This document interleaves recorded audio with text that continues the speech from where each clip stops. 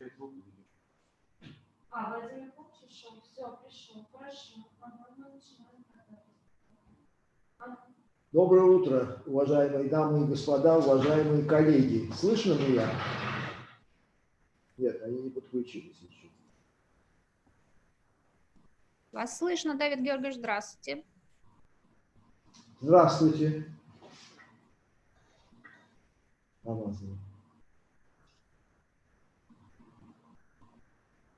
Что, Надя, начинаешь? У нас в эфире, у нас все включено, все работает. Господа, начинать? Да, можно начинать, Давид Георгиевич. Хорошо, спасибо. Доброе утро, дамы и господа, уважаемые коллеги. Сегодняшний круглый стол наш посвящен методам профилактики рака шейки матки и других ассоциированных с вирусом папилломы человека, опухолей человека. Я хочу подчеркнуть, что мы находимся, этот круглый стол проходит по инициативе Российской академии наук. Мы находимся на платформе Российской академии наук, хоть и проводим заочно, как, к сожалению, все происходит в последнее время. Это личная инициатива вице-президента Российской академии наук Владимира Павловича Чехонина. В круглом столе, в работе круглого стола, помимо Российской академии наук, участвует Российский онкологический научный центр и противораковое общество России. Целью нашей конференции, нашего круглого стола является обсудить с академическим сообществом научную доказательную базу об эффективности вакцинации против вируса папилломы человека. Кроме того, мы бы хотели привлечь к этой проблеме, очень важной проблеме, внимание как законодательных, так и исполнительных органов. Я хочу сказать, что мы планировали с Владимиром Павловичем проведение этой конференции в мае этого года, но по известным вам причинам нам это не удалось. Мы переложили это, отложили на октябрь. Мы хотели провести эту конференцию, этот круглый стол очно. К сожалению, опять не получилось, но мы сейчас, в общем, в связи с обстоятельствами, перед которыми нас поставила эпидемия, проводим онлайн. Ну, честно говоря, это тоже неплохо. Я думаю, что это даже лучше, потому что наш опыт показывает, что на онлайн-конференциях участвуют и участвует значительно больше людей, чем можно было бы ожидать в одном конкретном зале. Перед тем, как передать слово академику Чехонину, я хочу поблагодарить президента Российской академии наук Александра Михайловича Сергеева, который, в общем, проявил интерес к этой проблеме. Проблеме очень важно, и это очень важно, что президент Российской академии заинтересовался этой темой. Я повторяю, наша цель – привлечь внимание академического сообщества. И интерес, проявленный президентом Академии наук, для нас много значит. Я еще раз хочу поблагодарить вице-президента Российской академии наук Владимира Павловича Чехонина за его интерес. Фактически это его инициатива, которая началась, разговор на эту тему мы начали примерно год назад. И, повторяю, это была его инициатива. Я еще раз хочу сказать, что мы активно работаем, так сказать, в этом направлении. Мы проводим вебинары, мы проводим конференции. А вот завтра у нас на эту же тему открывается школа. Школа, которую проводит Центральное и Восточноевропейское общество, школа онкологии. Так что вот, милости просим. Я надеюсь, что мы проведем этот круглый стол успешно. И я передаю слово вице-президенту Российской академии наук, академику Владимиру Павловичу Чехонину. Пожалуйста, Владимир Павлович, мы вас слушаем. Спасибо, Давид Георгиевич. Dear colleagues, today's round table is dedicated to the problem of human papillomaviruses.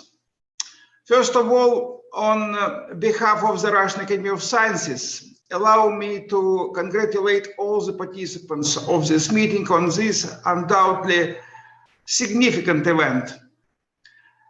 Since the identification by Nobel Prize winner Professor Sulhausen of the role of human papillomaviruses in the development of cervical cancer, it has now been also established that human papillomaviruses underlie the development of different types of malignant tumors.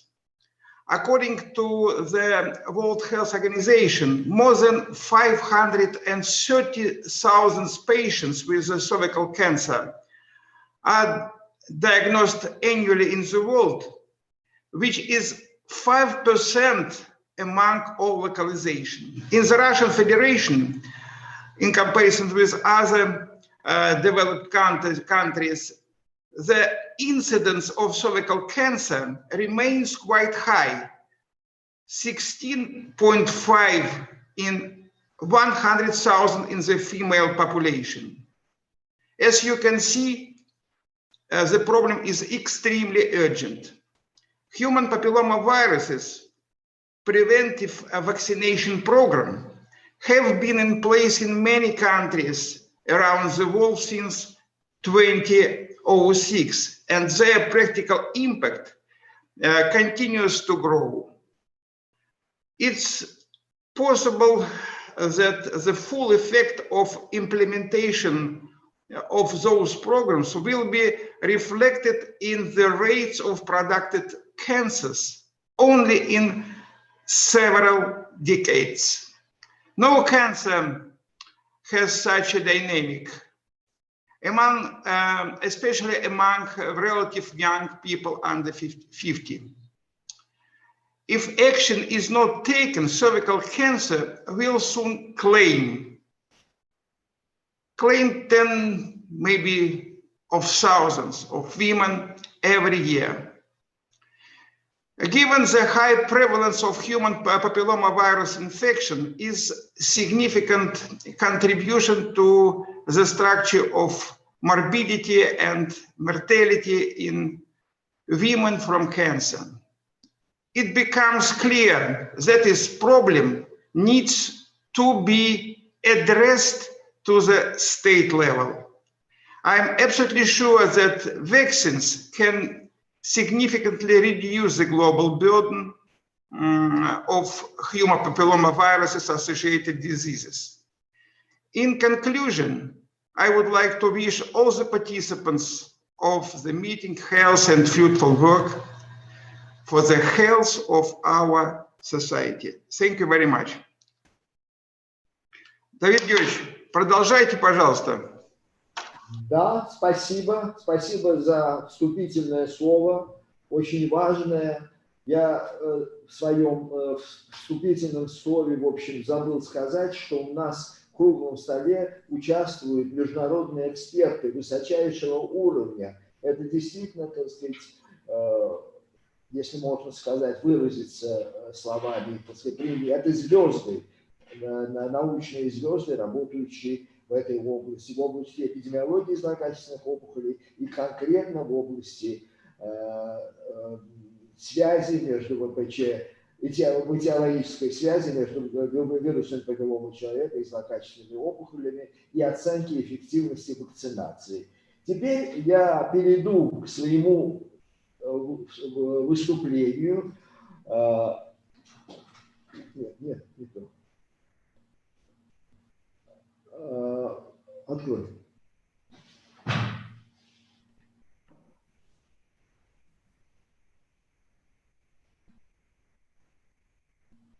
Открывай, ничего смысла. Да, я перейду к своему выступлению. В общем, я вам представлю данные о заболеваемости и смертности от рака шейки матки и других ассоциированных с вирусом папилломы человека опухолей в России, тенденции и прогноз. Я также остановлюсь на некоторых международных, так сказать, сравнениях, потому что это совершенно необходимо для того, чтобы понять, где мы находимся в настоящее время.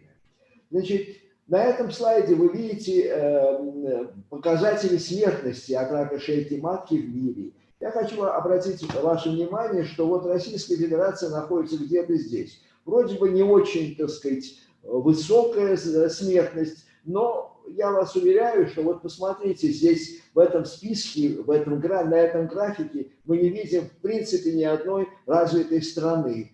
Мы находимся в той компании, в которой бы я не хотел видеть Российскую Федерацию с точки зрения, так сказать, смертности от рака шейки матки. Я бы хотел видеть Россию среди развитых стран, в которых смертность от рака шейки значительно меньше, чем вот здесь, на этом графике. Это Европа. Европейские данные по заболеваемости и смертности от рака шейки матки. Видите, что Россия опять-таки, так сказать, в группе лидеров. Мы на 7-м месте. Это данные Международного агентства по изучению рака. И боюсь, что мы эти данные, этот слайд, этот график увидим еще ни в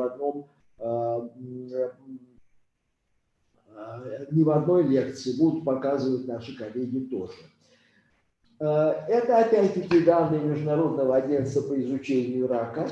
Это данные, взятые из международного справочника рака на 5 континентах, который издается уже в течение 40 лет Международным агентством по изучению рака. И в этом справочнике участвуют 4 наших регистра. Это хорошо, потому что это начало.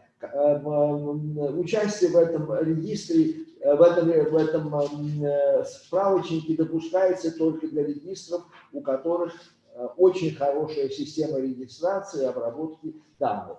Но вот видите, к сожалению, вот это была положительная сторона, а вот отрицательная. Один из наших регистров, Карелия, находится на 1-м месте по заболеваемости раком шейки матки в Европе. Причем с отрывом 31,4 заболеваемость на 100 тысяч женщин. Это высокий. Вот видите, отрыв значительно после следующей Литвы. И еще другие наши регистры, Архангельский и Челябинский, попадают в десятку самых высоких регистров самой высокой заболеваемостью. Опять-таки, так сказать, вот это говорит о том, что данные только по стране данные ни о чем не говорят. Необходимо показывать региональные данные, которые, к сожалению, указывают на то, что региональная заболеваемость значительно выше, в некоторых местах, в некоторых регионах значительно выше, чем в России в целом. Это карта России, и вот темно-красные или темно-вишневые участки указывают о высокой заболеваемости, видите, где-то в районе, опять-таки, 30 на 100 тысяч населения. А это федеральные округи России. Опять-таки, видите, имеет место региональная вариабельность с очень высокой заболеваемостью в Дальневосточном округе. Вот видите, вот опять-таки выделяется Дальневосточный по сравнению с другими округами. И это говорит о том, что вот данные заболеваемости по стране, они мало о чем говорят. Страна у нас большая, а, так сказать, региональные особенности, как известно, присутствуют не только в области, так сказать, статистики рака, но наверняка и в других областях. А тут еще мы пошли ниже по уже областям и по менее крупным административным подразделениям. Вот видите, Республика Тыва 49, огромный показатель. Магаданская область, очень высокий показатель. Забайкальский край и так далее. В общем, я это показал для того, чтобы сказать, что вот это не очень высокий российский показатель, который вроде бы успокаивает, он, в общем, вводит в заблуждение, потому что он усреднен, а у нас в стране есть регионы с очень высокой заболеваемостью, которые сравнимы с высочайшими показателями в мире, которые, так сказать, имеют место в Южной Америке и Африке. Теперь я перехожу к динамике заболеваемости и смертности рака шейки матки в России. Это показатель, это график, видите, заболеваемости. Обратите внимание на то, что до начала 90-х отмечалось резкое снижение, очень выраженное снижение заболеваемости, а после чего начался рост. Чем объясняется такое изменение? У меня гипотеза, я думаю, что это не гипотеза, а гипотеза, которую можно, доказанная гипотеза. Вот до этого самого 93-го года худо-бедно у нас проводился скрининг рака шейки матки. Я не могу сказать, что он был формальным, соответствующим всем критериям Всемирной организации здравоохранения, но тем не менее женщины, попадая в поликлинику, обязательно попадали и не могли пройти мимо смотрового кабинета, где у них брали мазок шейки матки. И, как видите, это было эффективно, потому что охват был очень высокий, очень высокий. После этого в начале 90-х годах все это прекратилось, и мы видим рост заболеваемости.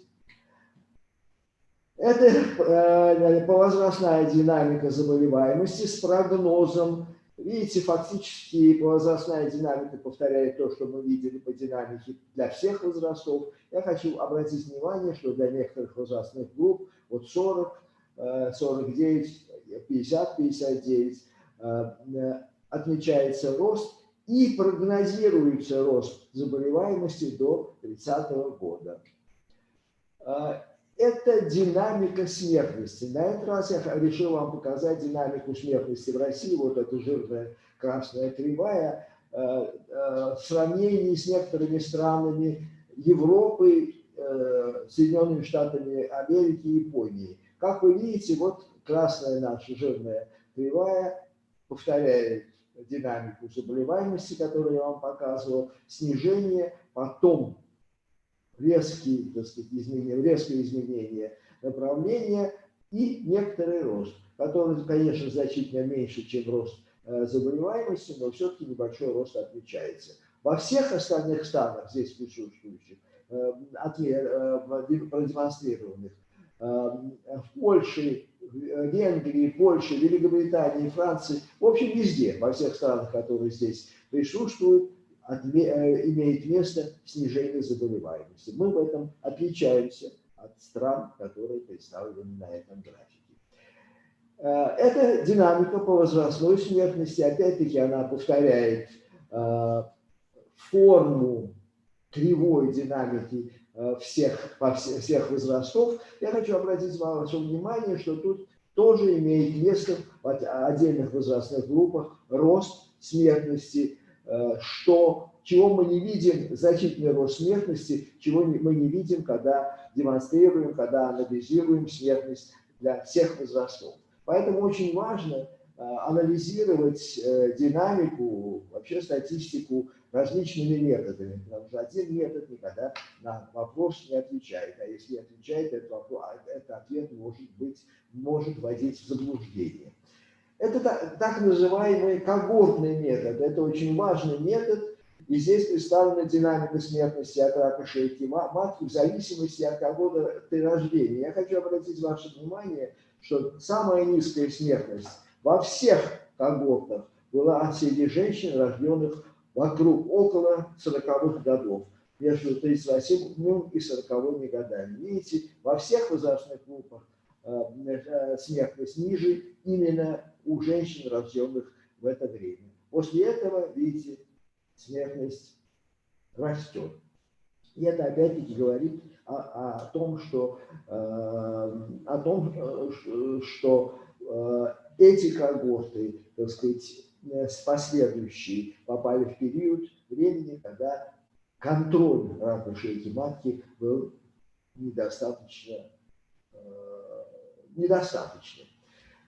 Ну, это, наконец, последний слайд на эту тему, который показывает динамику заболеваемости и смертности. Это стандартизованные показатели. Мы видим резкий рост заболеваемости. И, в общем, после значительного снижения смертность стабилизировалась. И, опять-таки, мы видим небольшой рост, но значительно меньше, чем заболеваемости. Прогноз. Значит, здесь представлен наш прогноз заболеваемости раком шейки матки в России. Мы прогнозируем, вот в 2017 году заболеваемость, грубо показатель, был равен 22 на 100 тысяч населения. Всего заболело раком шейки матки около 80 тысяч женщин. В 2030 году будет иметь место рост заболеваемости, и он достигнет 30 на 100 тысяч населения. Теперь я хочу вам представить такой же прогноз для женщин в Австралии. В Австралии, вы об этом услышите, вакцинацию против вируса папилломы человека начали в 2007 году, и у девочек вакцинировали с 2007 года, а уже к 2010 году начали вакцинировать мальчиков, и они прогнозируют, что к тому же 30 году заболеваемость у них будет ниже 4 на 100 тысяч населения. Вы понимаете разницу значительную, 30 на 100 тысяч населения или 4 на 100 тысяч населения. Это график, этот график вы видели, это заболеваемость и прогноз заболеваемости в России, а это вот график снижения и заболеваемости, и смертности в Австралии. Теперь я хочу быстренько рассказать вам о других формах рака, которые ассоциированы с вирусом папилломы человека. Как вы видите, здесь, кроме рака шейки матки, представлены рак вульвы, влагалища, ротоглотки, ануса у женщин, а у мужчин рак полового члена и ротоглотка. Я сказал ануса, но у нас данных по анусу статистики отдельно нет. Да, это относительно редкие заболевания, несомненно, хотя вот как вы видите, рак ротоглотки у мужчин встречается довольно-таки часто. 2200 случаев было в 2017 году, так что в общем это немало. Далее я вам хочу представить динамику и прогноз. Это динамика и прогноз рака вульвы и влагалища. Вы видите, что заболеваемость растет, и прогноз говорит о том, что заболеваемость будет расти. Это рак ротоглотки и мужчин, и у женщин. Смотрите, резкий рост, выраженный рост и резкий рост, и прогнозируется рост к 30 году. И это рак полового члена. Опять-таки рост как текущей заболеваемости, так и прогноз. Я хочу сказать, что более, так сказать, точные данные по прогнозу заболеваемости раком шейки матки в нашей стране будут представлены в докладе моего коллеги из Международного агентства по изучению рака Якопа Баусану, который расскажет более детально о прогнозе заболеваемости раком шейки матки в зависимости от различных сценариев. Вакцинация да, вакцинация нет. Вот дождемся этого доклада, вы увидите, что этот доклад очень интересный, и он представит нам данные, указывающие на то, сколько случаев рака шейки матки можно избежать, скольких случаев рака шейки матки можно избежать вакцинации против вируса папилломы человека. Благодарю вас за внимание. Дальше, уважаемые коллеги, я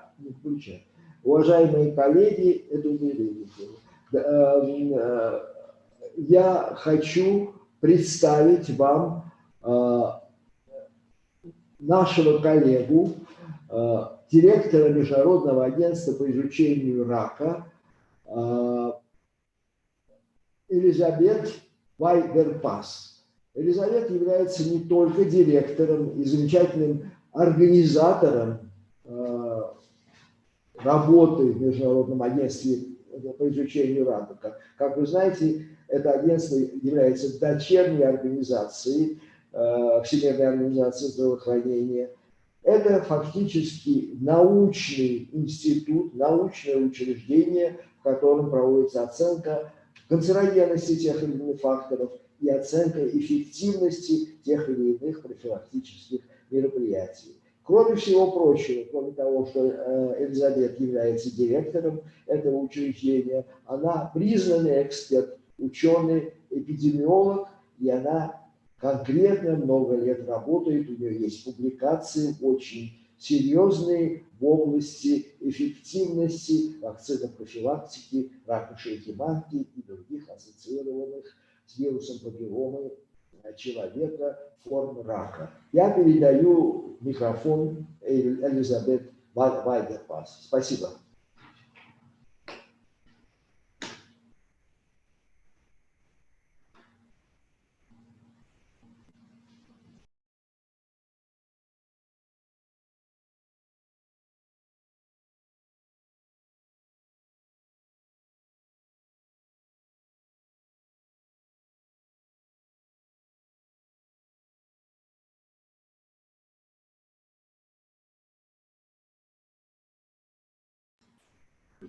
Уважаемые организаторы, мы ждем Элизабет Вайдерпас. Слушай. Так, да, спикер подключился. Нужно запустить видео. Сейчас, одну минуточку.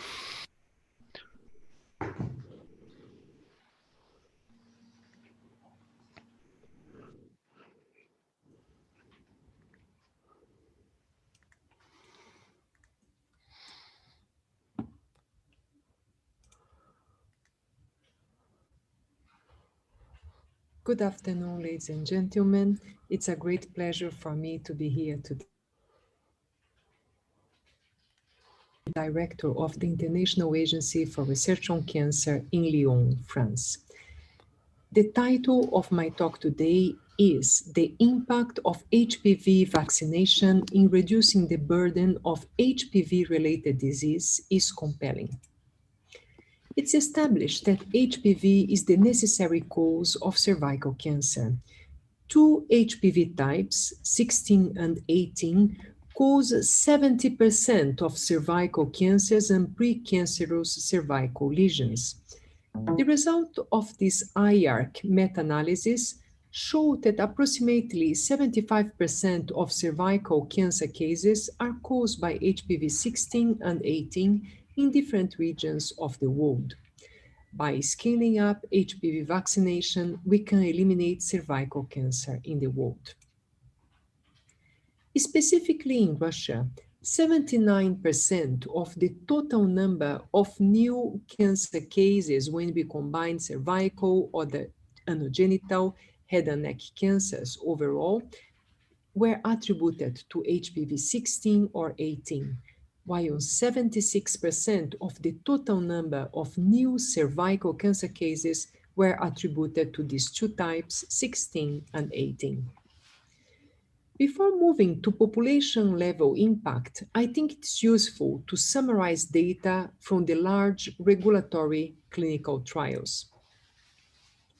Results from different clinical trials reported that vaccine efficacy against persistent HPV 16 and HPV 18 ranges from 91 to 100%. Results from the clinical trials were highly promising. Vaccines tested produced nearly 100% protection against HPV 16 and 18 positive cervical intraepithelial neoplasia. Vaccine efficacy ranges from 97% efficacy for grade 1 neoplasia to 100% for grade 3 neoplasia. The HPV 16 and 18 target vaccines provide protection against the less aggressive HPV types, known as cross-protection. Vaccine efficacy ranges from 43% for HPV 33 to 79% against HPV 45. The prevention of all cervical intraepithelial neoplasias, or COIN3, irrespective of HPV high-risk types, appears to be stronger for Cervarix than for Gardasil. This strong effect on CIN3, including that due to other HPV types, is even more convincing from the population-level effect data, which is observed in Scotland, as displayed in this slide. Please note that Gardasil 9, was evaluated against Gardasil 4, abbreviated here as QHPV, and not as placebo.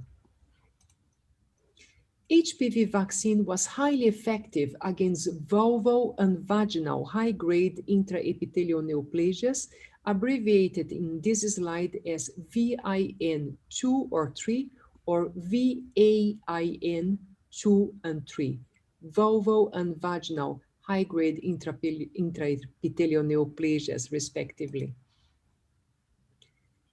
Please note that the numbers are much smaller for these outcomes on anal neoplasias as displayed in this slide. We have the results for the types of vaccine, cervarix or Gardasil, the number of vaccinated or infected people, and then the control vaccinated and infected, and then the vaccine in efficacy, in specifically for AIN2 or 3. HPV vaccine was highly effective against HPV 16 and HPV 11, detecting genital warts in women and men as displayed in this slide. HPV vaccines were first licensed around 2007, so we have nearly 13 years of experience from real program now, real population programs at this point. We have seen from the clinical trials that vaccines were highly effective, but how these results compare on a broader scale? Regarding the effectiveness of HPV programs, what are the assessment methods? 5 years after HPV vaccination, HPV infection is assessed through measurements in cervical cells and urine. Genital warts are controlled through STI or sexually transmitted infection surveillance. 10 years after vaccination, cervical intraepithelial neoplasia can be detected through cervical cancer screening. And 15 years after vaccination, cervical cancers diagnosed are recorded through cancer registries. This meta-analysis showed dramatic reductions in cervical HPV infection between pre-vaccination and post-vaccination periods.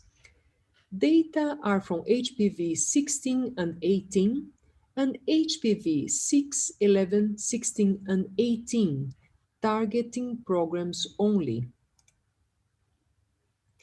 This slide is about the Netherlands. This Dutch program concerns girls only. This study shows the strong impact of HPV vaccination program on anal HPV in STI clinic setting. It's important to remember that anal cancer is twice as prevalent as that in men at a population level. Of note, cross-protection against non-target types such as HPV 45 and HPV 31 is same as that seen in cervix. The Dutch program, as I said, is in girls only and of only medium coverage in the years being evaluated in this paper displayed in this slide. Experience from the Netherlands on HPV 16 and 18 vaccination program has shown that vaccinating girls only, we can indirectly also protect men or boys for genital HPV. Indirect protection, also known as herd immunity against HPV-related disease, is also reported in boys and in older women.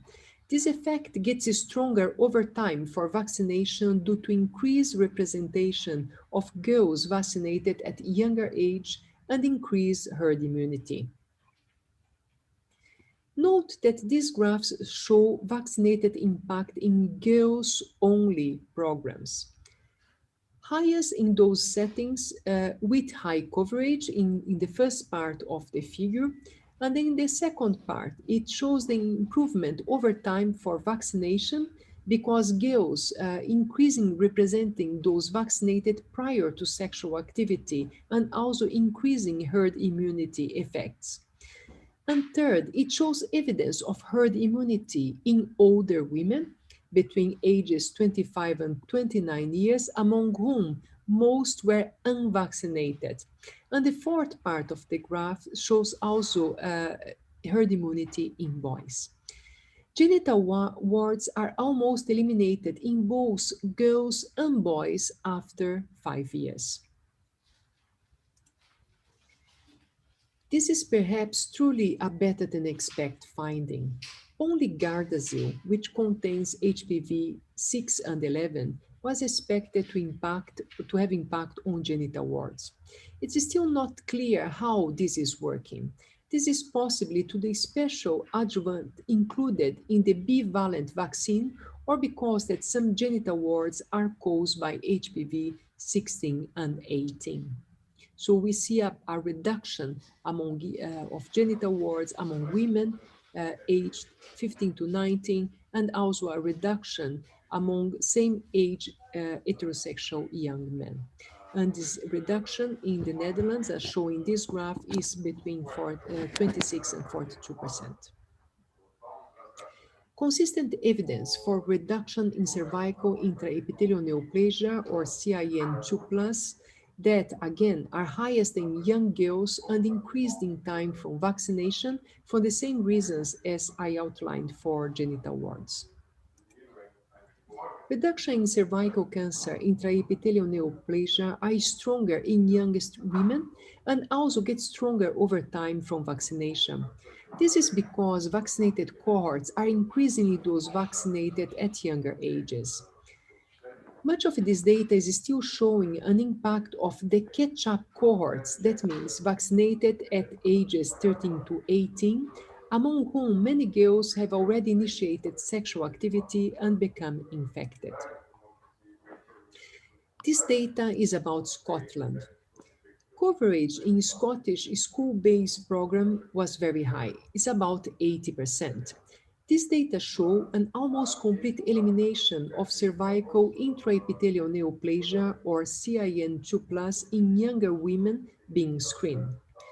This suggested, first, a cross-protection of the HPV 6/18 vaccine against CIN2+ caused by other types, which would normally account for at least a third of CIN2+.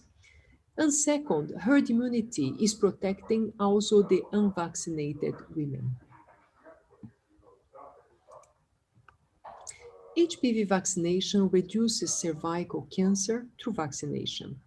Important effect of age on vaccination. So there's a very important effect. And in this picture, I represent a quadrivalent girls only program showing a very marked effect of age. And this was published in the New England Journal of Medicine in 2020. Here, I display some considerations that help explain the differences between effectiveness estimates and the expected 100% efficacy in clinical trials. Post-vaccination versus pre-vaccination period in real-life programs indicate effectiveness is depending also on vaccine coverage.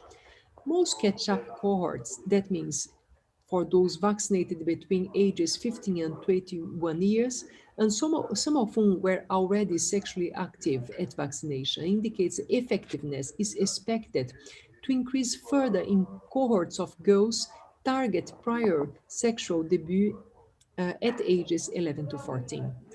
And girls only HPV 16 and 18 and HPV 6, 11, 16 and 18 vaccine programs indicate effectiveness predicted to be higher in gender-neutral programs, that means when we vaccinate both boys and girls, and no population level yet exists on nonavalent vaccine, that means vaccine with 9 HPV types. Data from high-income countries who licensed vaccine about 2006 indicate effectiveness estimates are now rising, including in the studies that we are doing at IARC in the earliest countries, low and middle income countries that introduced the vaccine in 2011. This slide indicates that over the same time period, non-vaccinated targeted, that means nor vaccine across types, were actually increased in prevalence, suggesting that these vaccine effects are being observed despite increase of sexual behavior. Rwanda and Bhutan obtained over 90% coverage and started their programs in 2010-2011. This data continue to be primarily on the catch-up cohorts, that means women vaccinated between ages 15 and 18 years old. And this data is in press, it's not yet published. Note again that over the same time period, non-vaccine target types have actually increased in prevalence, suggesting that these vaccine effects are being observed despite increasing sexual behavior. Again, Rwanda and Bhutan obtained over 90% vaccine coverage, and my colleague Jacopo Balsamo will show this data in much more detail in his next talk after me today. So this is a recap to summarize the effectiveness data, and we expect this evidence to expand fast in the coming years. For 5 years regarding HPV infection after vaccination and assessing HPV prevalence surveys, we see current evidence for cervical cancer, but also for anal and genital in boys, and we note herd immunity and cross protection. And for genital warts, using STI surveillance, we see current evidence of protection in girls and boys, including evidence for herd immunity and cross protection. After 10 years of vaccination, including the outcome of CIN2 and 3, and the method by cervical cancer screening, we see substantial evidence for a protection, including herd immunity and cross-type protection. And after 20 years of follow-up, we are expecting yet to see cervical cancer decreasing rates based on cancer registry data. And this data is still accumulating, so we will for sure have far more information in the years to come. So to finalize, I would like to acknowledge my colleague and friend, Gary Clifford, for helping me with the slides. And I would like to thank you very much for your attention. Thank you.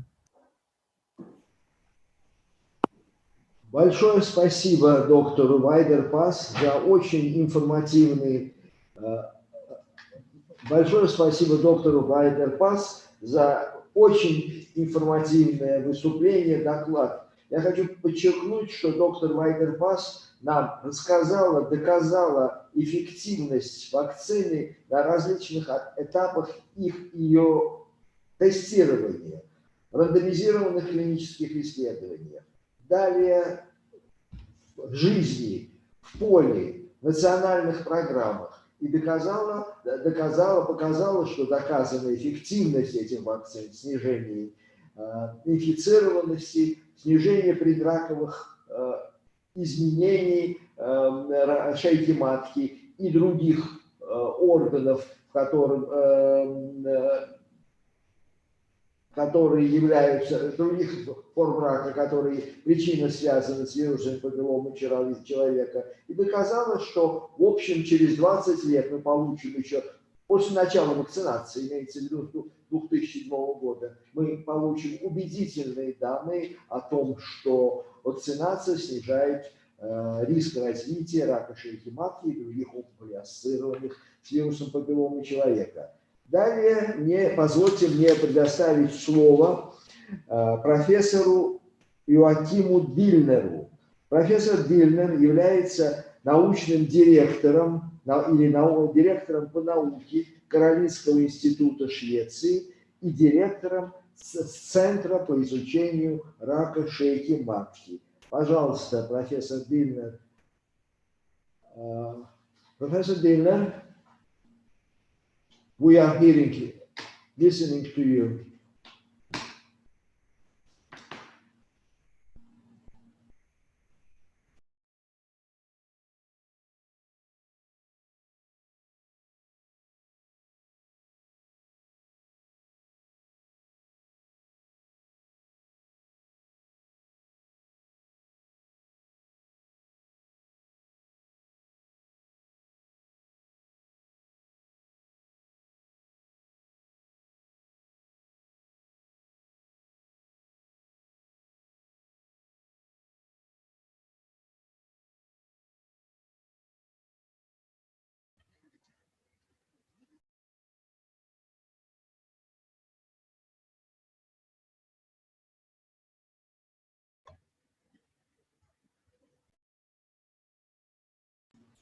Видимо, нет еще. Скажите, пожалуйста, не выходит профессор Дильнер?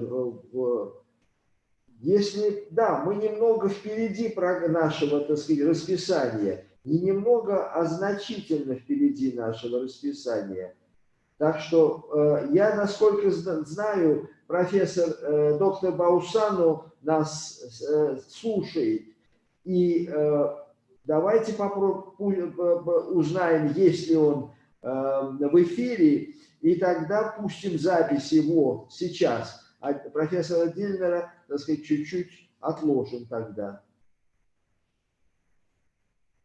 Если Дильнера нет пока еще в эфире.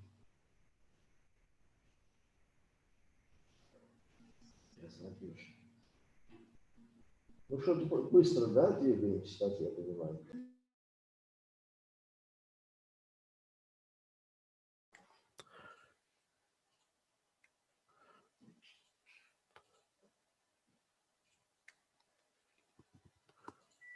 Коллеги, Иоакима Дилнера нет в списке участников, а Якоба Баусана есть.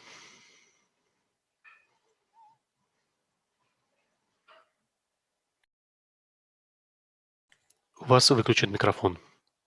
Что, в Zoom он есть? Он не подключен, просто Дилнера нет пока на связи. Да, тогда давайте попробуем Баусану. У нас есть запись его лекции, и он нас слушает. Посмотрим, так что давайте, во-первых, узнаем, есть ли он в эфире. Есть. Если он в эфире есть, давайте его... Откуда ты знаешь, что есть? Они только что сказали. А? Баусану тогда подключим его доклад. Если он есть в эфире.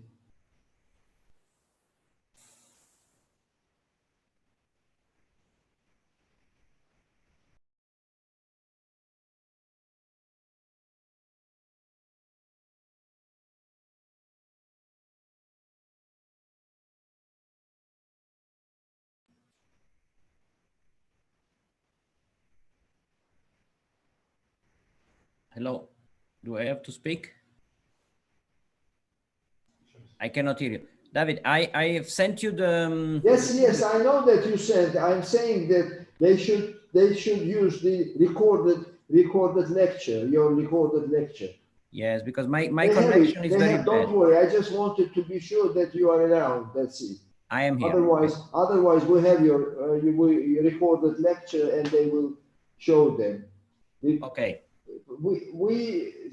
Dillner is not yet has not arrived because my impression is that our lectures were shorter than we have expected. А что, почему не? Уже все показывает.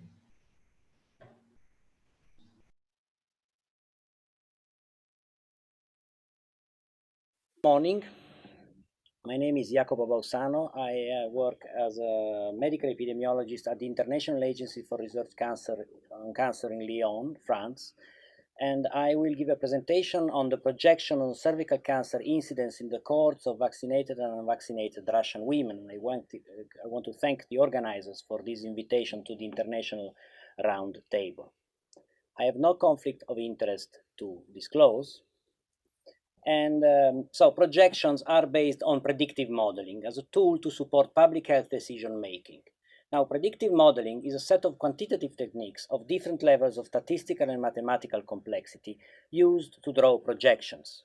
These projections can have multiple purposes. I tend to divide these purposes in two big classes. One is strategic, so to define and to plan the overarching aims of cancer control strategies, or tactical aims, so there are specific actions which are necessary to fulfill the strategy. It's also necessary to identify the scale of the target. Are we talking about a global or local target? As an example, we can think about the global strategy to accelerate cervical cancer elimination as a public health issue, recently voted by the World Health Assembly in 2020. This strategy is based on three main pillars: that worldwide we reach 90% coverage of HPV vaccination, 70% coverage of twice lifetime screening with HPV testing or a test of similar sensitivity, and 90% of women having access to cervical, precancer and cancer treatment and palliative care by 2030. Now, this is achievable definitely in some in high-income countries, but in middle-low-income settings, this can be less feasible. So global targets, at the end of the day, needs to be adapted to local context to not be perceived as unrealistic, unachievable, and inequitable. So projections need to be adapted accordingly. So to have local projections for cancer control, we need a few elements. First of all, we need a local assessment of the cancer burden, and in this case, cervical cancer, and of available public health infrastructures to control the disease. Now, this assessment has to be included and incorporated into the methods that we use to draw projections. So we have to adapt the predictive modeling, and we need high quality data to inform the projections. Once the projections are made, then we need to build up a local decision making to ensure political commitment, medical community engagement, and civil society partnership. Without these three elements, it's virtually impossible in the field to introduce specific cancer control measures. So in terms of assessment of cancer burden, population-based cancer registries are the standard of reference. Now, also these cancer registries are mostly localized in high-income countries or countries with a lot of resources.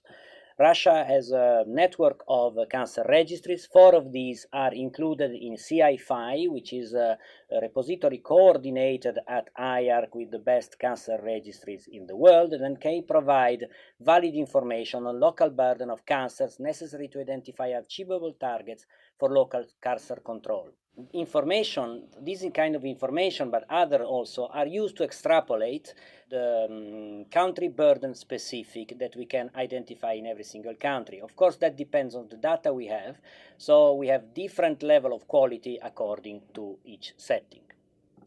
Then we need an assessment of the infrastructure. This information are essential to project feasibility and affordability of specific cancer and control measure.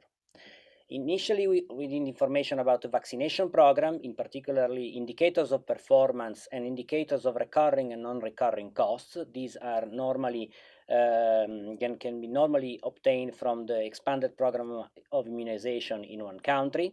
Then we need information about screening programs. These are much more difficult to get in a standardized way because international availability of information is poorly harmonized, and for that reason, IARC has recently launched an initiative on cancer screening in 5 continents. On the right-hand side, you can see the portal that we have developed with the internet address to get more information. Even more difficult is to have standardized information on treatment and care of these cancers. They worldwide they are not available, and they are highly heterogeneous. So it's essential to have studies in loco, in the field, to identify these elements. So we propose a hierarchical approach to projections based on available information and public health decisions to be taken, which differ across local context. This hierarchical approach is also related to intrinsic complexity of modeling techniques. This approach aims at providing projections which are targeted, informed, and transparent. Targeted because they tackle specific questions, and the model has to be designed to answer this specific question. For instance, the question, shall we vaccinate or not, is different from the question, which vaccine shall we use to vaccinate or not? And the model has to be built to answer each question. It has to be informed, it needs high quality data from the settings, and the more complex is the model, the more detailed are the data. And then it has to be transparent in the sense the methods need to be replicable and adaptable to the changing context in order to update regularly and periodically the projections. So we have developed initially a basic method which gives country-specific projections, is poorly flexible, but is based on very few assumptions, and it is sufficient to support strategic decision about vaccination. It is based on Globocan, which provides information of the age standardized incidence in mortality rate for cervical cancer in 2008 in this kind of edition. Here you can see data from Europe, and Russia is highlighted here. And that have been published by Arbin and colleague in 2019 on Lancet Global Health. So Globocan is informed by the best available sources of cancer incidence and mortality data within a given country. The validity of the national estimates depend, of course, on the degree of representativeness and the quality of source information. We also use data from the United Nations Development Program. Essentially, the demographic table will inform the life expectancies assumption incorporated in our projections. And this is the method we have used to provide projections for the Russian Federation. Then we have an intermediate method, which gives projections for the populations, which are population specific, so subgroups of the population at a national level, in a region, in a province, in rural areas, urban areas, or ethnic minorities or groups with specific behaviors. And they are based on availability of HPV prevalence data collected according to a standardized protocol. They support the design of cancer control programs in settings without cancer registries, and they allow for projections of the impact of vaccination and screening. It has to be noted that it's impossible with this method to compare different algorithms head-to-head. On the right-hand side, you can see an example of the application of this method. It has been used in Bhutan to estimate cancers occurring between 2014 and 2018. So we have model-based projections, and then we have observed the data. The model-based projections are in red. They have been obtained essentially using HPV prevalence data, and they match very well with cancer registry data, which are not reported in CI5. And then we have the final method, which is the advanced method, accounting for HPV transmission dynamics and cancer progression for natural history.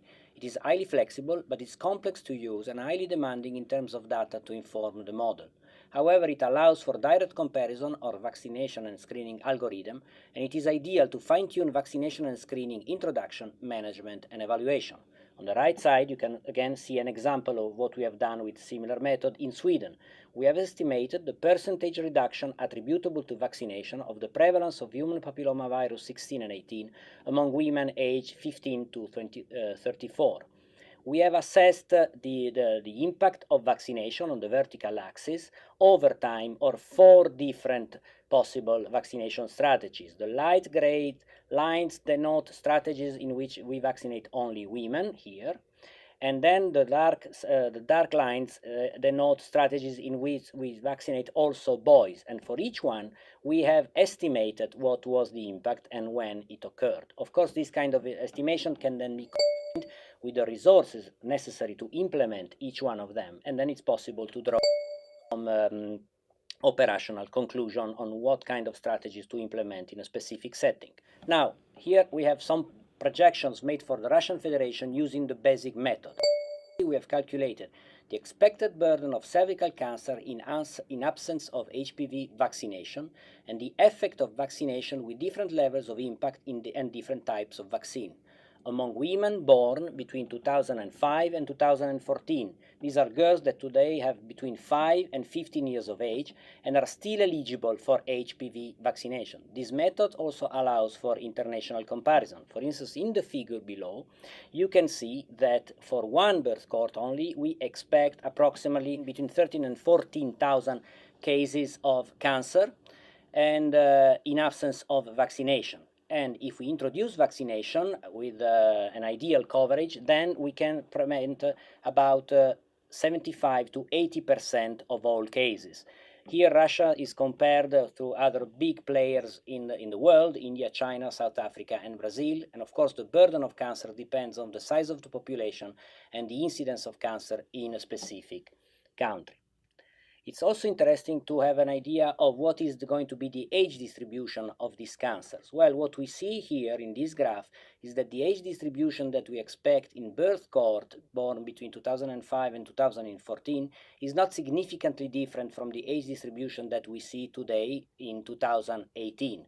We will, however, see a smaller number of cases because the structure of the population is expected to change over time. Essentially, there was a lower fertility rate in the recent time than before, and therefore the number of women is decreasing. Therefore, also the number of cancer is decreasing. Nevertheless, in this 10 birth cohort, I'm talking about 6.4 million of women, we expect 135,000 cases of cancer without vaccination. If we introduce vaccination with the nonavalent, we expect to prevent 120,000 cases. If we introduce vaccination with bivalent and 4-valent vaccine with cross protection, we expect to prevent around 110,000 cases. If there is no cross protection, then we expect to prevent 100,000 cases. So between 100,000 cases and 120,000 cases out of 135,000 cases can be prevented.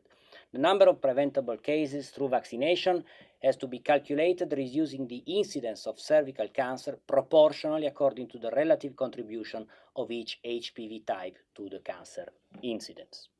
What is going to be the age distribution of all preventable cases? Well, in the blue line shows you the expected distribution by age in absence of vaccination, and it peaks between around age 40 and age 50.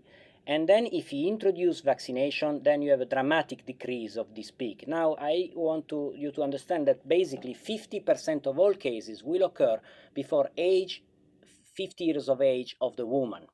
And that is fundamental not only for the woman, but also for the entire society, because a woman of around 50 is very highly productive and giving care to a lot of people around her.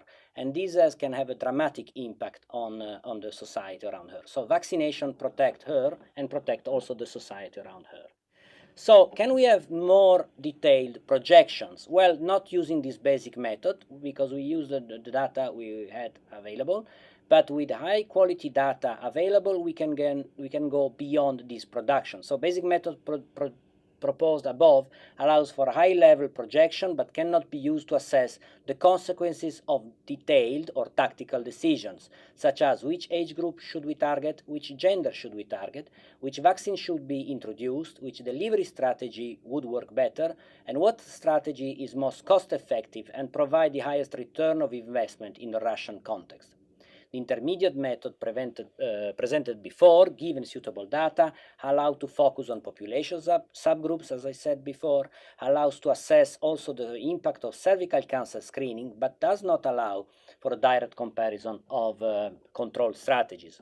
The advanced method allows for the direct comparisons, accounts for local HPV epidemiology, and can incorporate changes in sexual behavior and estimate the indirect protection offered by vaccination to unvaccinated women, the so-called herd effect.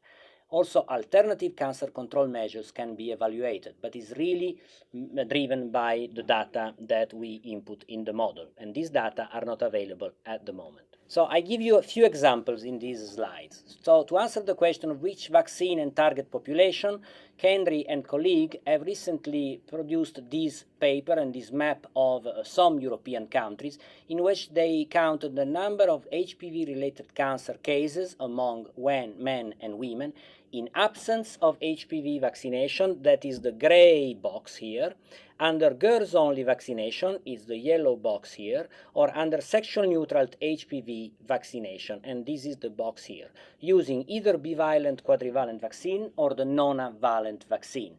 And we see, of course, a dramatic decrease of infection of cancers, assuming women's only vaccination, but with gender-neutral vaccination, the decrease is even higher. And these findings can be combined with costing estimates to identify then the most cost-effective algorithm of vaccination in a specific setting. The same group, Kendry et al., has recently published a paper on the vaccine price. So what is the correct vaccine price? Well, in Europe, the vaccine price has changed dramatically over time, and these data have been obtained through a survey of 10 years assessing the unit prices in European tender-based settings.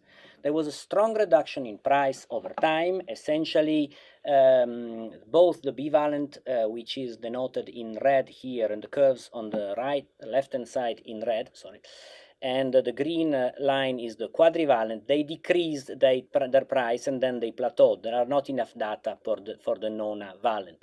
Now, there has also been an assessment of which variables affect the price. Well, the nonavalent, on average in Europe, costed around 34.4 euros more than the bivalent, which is the reference category. The quadrivalent cost about 7.5 euros more than the bivalent. The procurement at regional level is more expensive because they have less negotiational power with the industries, and the income level of the country also increases the price. Competition, number of offers 2 versus 1, decreases the price by 4.5 euros per dose, and the contract volume also decreases dramatically the price of the vaccine. So these are information that are essential when negotiating the price with companies if we want to introduce vaccinate in an expanded program of immunization. Models, advanced modeling can also be used to explore what is the behavior of a vaccination program under non-ideal situations. So it is important that the vaccination program are resilient to temporary disruption. Now with COVID around the world, we see exactly this, a temporary disruption of health services. So here, using data from Sweden, we have simulated a situation in which only girls or boys and girls were vaccinated, and then the vaccination programs was interrupted. The dark area here shows clearly that there is a reduced impact for a long time if we interrupt vaccination and which is targeting only girls. But the light gray area here shows that if we vaccinate boys and girls, then the impact on the performances of the vaccination program are much lower. Why is that? Well, it's because on average, boys are a few years older than girls, in particular when they start having sexual relationships. That means that if we interrupt vaccination for a few years, these boys are protected, and indirectly they altruistically control the infection among women. So advanced model can be also used to make this kind of planning. Then we want to see what is the right target age and the right delivery strategy that we want to adopt to vaccinate. I take the example of Bhutan, which has been one of the first countries to introduce vaccination, not only among low middle income countries, but overall. They have gone for the decision to routinely vaccinate girls of 12 years of age, but they also added 6 birth cohorts of catch-up, so of one-off multi-cohort vaccination campaign to speed up the vaccination. And as you can see from the graph here, adding this 6 birth cohort anticipated the impact of vaccination by 6 years among sexually active girls. On the other hand, vaccination was delivered through schools at the beginning, and the coverage was extremely high, around 100%. As soon as they moved the delivery system through health centers, the coverage decreased 60% and then 75%. So they went back to schools to reach, and again, a very high coverage. Overall, school-based delivery of HPV vaccine has been shown to be more effective than health centers-based. But this has to be negotiated with the expanded program of immunization, which has its own structure and way of working. So it has to be adapted setting by setting. It is then finally essential to assess the impact of vaccination, the early impact of vaccination, using early endpoints, such as HPV prevalence in the population. Why is it so? Because information that are collected can be used either to validate or to adapt long-term model-based projections and to predict the impact of vaccination campaigns, and if necessary, to adapt the strategy of these vaccination campaigns. Here again, you can see data from Bhutan, in which a survey has been conducted before the introduction of vaccination, 2011 and 12, and after the introduction of vaccination, 2018. And then we have measured the prevalence of HPV types which were covered by the vaccine and types which were not covered by the vaccine. And as you can see, there is a dramatic decrease of the prevalence of HPV types covered by the vaccine in the age groups which were targeted by the vaccination. The overall prevalence reduction, so the vaccination effectiveness in the entire population, was 93%. The coverage in Bhutan is very high, it's around 90%, so ideal.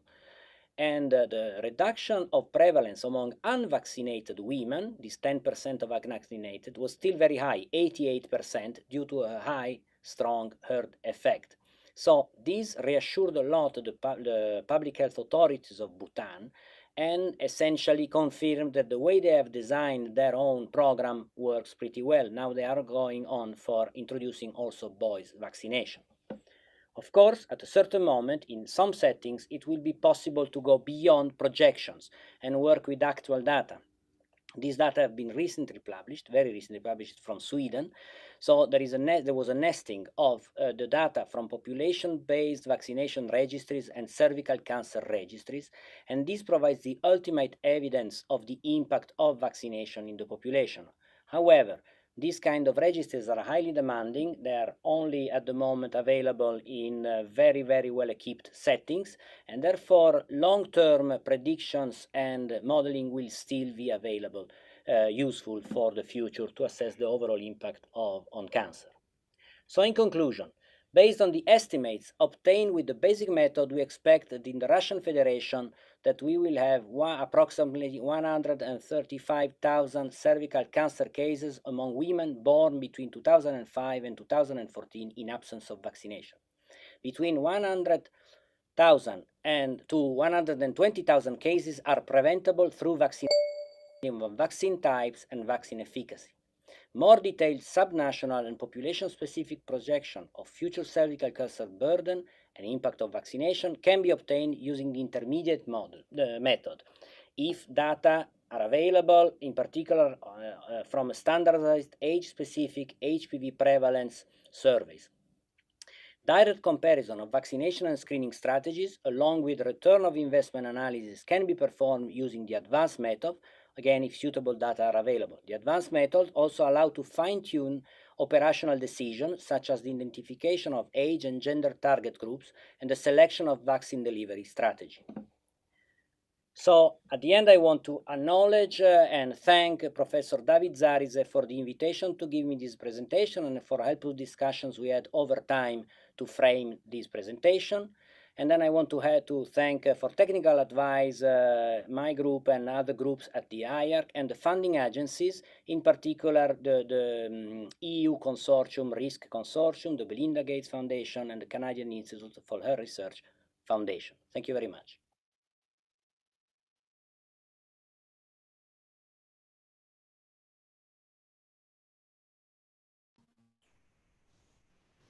Thank you very much, Jacopo, Dr. Posano. Thank you very much. For a very important and very useful talk. I mean, first of all, I would like to say that I hope that we will continue our collaboration in this field. I mean, to be able to design adequately the vaccination program in Russia, HPV vaccination program in Russia. As you know, we don't have any program, which is a shame, but anyway, I'm very much hopeful that we would be able to do it as soon as possible. So your presentation is a great stimulus for thinking again, I mean, having a second thought about implementation of the vaccination in Russia. You have assessed that among certain cohort of women in Russia, we expect 135,000 cases of cervical cancer, of which nearly 90% are preventable from 100 to 120,000 cases of cervical cancer are preventable, and this is a very important message. I would like to ask you a question. You just mentioned anti-vaccination activity around the world, everywhere. We have very strong anti-vaccination activity in Russia. And the main argument of these people is that vaccine is harmful. Could you say what you know about the unwanted effects of HPV vaccination, complications based on clinical trials or on the evidence from the field? Thank you. Yeah, thank you very much, David. Well, yes, so there are a few points. I think, so the data clearly shows that the vaccines are safe. There has been a recent publication from the Cochrane And this, I mean, sorts out the problem. I mean, there are very few,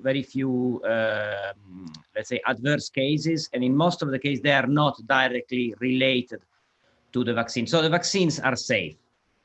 The point, what I have learned is that even despite good data, the problem is very tricky because the general public don't read the Cochrane, and it's very difficult to convey the message. So my experience is that probably Ireland is one of the best countries, best examples in the world, is that if we don't build before, as I put in the slides, some sort of partnership with civil society and the medical community, then it's not easy to introduce vaccination. The medical community has to be convinced. And the medical community, I think, is very much convinced by simple data, the one we have presented, so that there are many cases that we can occur, and data that, and clearly the data from the Cochrane. Once the medical community is co-opted and is willing to collaborate, and maybe not only the health, sorry, I say medical, but in fact it's the healthcare community, of course, also nurses, midwives, all the people to which the mothers and the fathers normally ask the question, shall I vaccinate my daughter? They have to be convinced, honestly convinced in the large majority that the vaccine works. We also need opinion leaders. You know, there are opinion leaders at the university, in the field, and if they are involved in that, and maybe also if you have people from the civil society, I'm talking about famous women or famous people who vaccinate their girls, famous for Russian people, I mean, they really have a charismatic role, then this is really helpful. In scientific terms, I don't have now anything to show, but it's pretty safe. I mean, it's really safe. The vaccine is safe. Now with millions and millions of doses have been done, and no audits show any risk, to be very honest. But that's what I can say.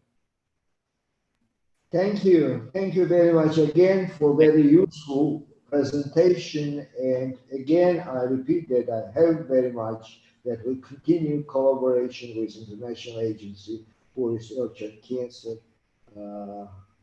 and with other groups. As you know, we have here different lecturers, different experts from different parts of Europe and world, and I think that's very useful. I just would like to say, I don't know if you heard my sort of short introduction, that this table, round table, is a sort of addressed to academic community, to medical community, and to general, for lay community people. I mean, it is a sort of promotion of vaccination. I would like to say that, and my colleagues from Russia will confirm it, that this anti-vaccination activity is not only among lay people. It was in academic community, including medical community, which is, I mean, this is even more difficult to overcome. However, we need to continue to do our job to say that vaccination has no harm, has no unwanted effects, it's safe, and it prevents from deadly diseases. Thank you. Thank you very much. Welcome. And we continue now. Да, мы продолжаем, извините, мы продолжаем нашу программу, и позвольте предоставить слово профессору Йоахиму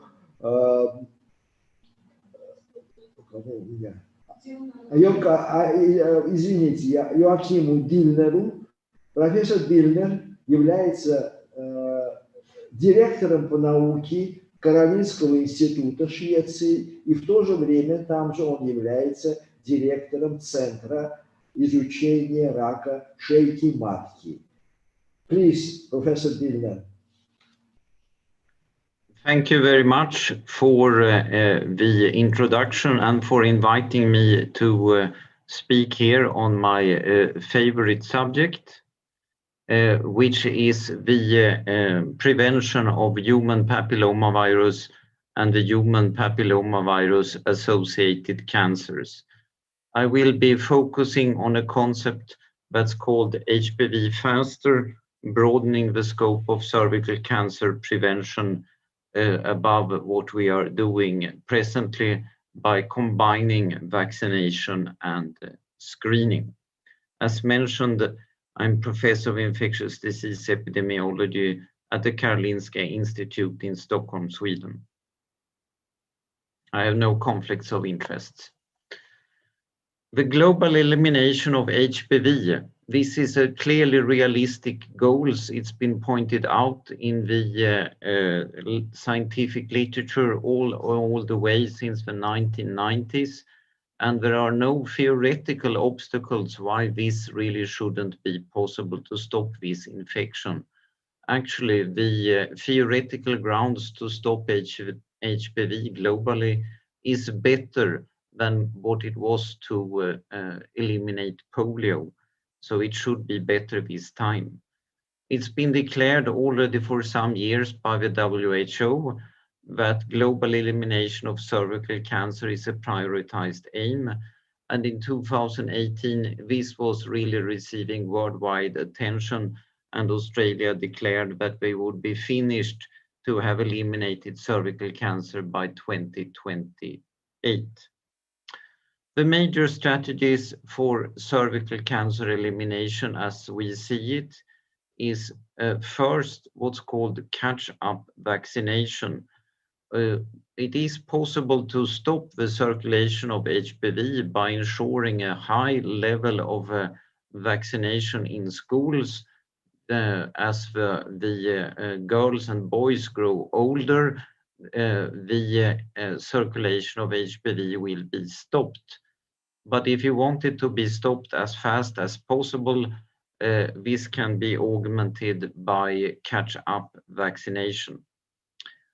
The other strategy, I call it catch-up or close-out screening. That is to offer HPV screening to those who may have been HPV infected before the circulation of HPV was stopped. A number of subjects will have been HPV infected already before the circulation was stopped, and they will continue to develop cancer. So therefore, finding those by screening is essential for a rapid elimination of the cancer. But with ambitious catch-up vaccination to stop the circulation and an ambitious screening program to find those that are carrying the virus should result in a permanent elimination of these cancers. The next thing is that HPV screening doesn't really have a time component. When looking at curves of cervical cancer prevalence as well as how it has developed over the years, this is the example from Sweden. The total curve is the orange curve. You can see that when we started doing the screening in 1966, after that it was declining and reached its lowest point in 2013 when it was down to 8 per 100,000 person years from almost 24 per 100,000 person years to start with. However, if you think about it, if everyone in a population is screened instantly and treated also instantly, then the full effect of a screening program will be reached already the next morning. And here we could see that the full effect of the screening program didn't occur until 30 years later. And the reason for this is not inherent to the natural history of disease or something like that, but it's more that the logistics of actually building up the screening program and ensure that it reached the population took 30 years. We're doing repeat screening at regular intervals for several reasons. One is that there is a very low sensitivity of the screening test. The sensitivity of cytology is estimated at about 70%. And it said that if you miss it one time, you will detect it next time. But this argument doesn't hold if you do screening with HPV testing. It has very high sensitivity. The other argument is that women may acquire new HPV infections, and then the carcinogenic process starts again. But if you have a successful vaccination strategy that has stopped the circulation of HPV, there will be control and little new infections. So if we have HPV control and a good screening test, the screening is actually needed only once. The whole population will need to be targeted, but you don't need to do it on regular intervals, but only once. This is a curve on the age distribution of incidence and prevalence. This one is from Finland, already a number of years ago by French et al. You can see the prevalence to the left and the incidence to the right on top. And if you have the prevalence and you know the contact rate, you can estimate the incidence. And you see typically that the incidence is extremely high in the age groups between approximately 17 to 21, but it's actually quite low among the older age groups. This is a more up-to-date curve. Again, it's Finnish data that has estimated what is the incidence of HPV among girls and boys in Finland. And it's highly similar type of data, that it's extremely high incidence in the age groups around 20, but then it is going down in particular for the women.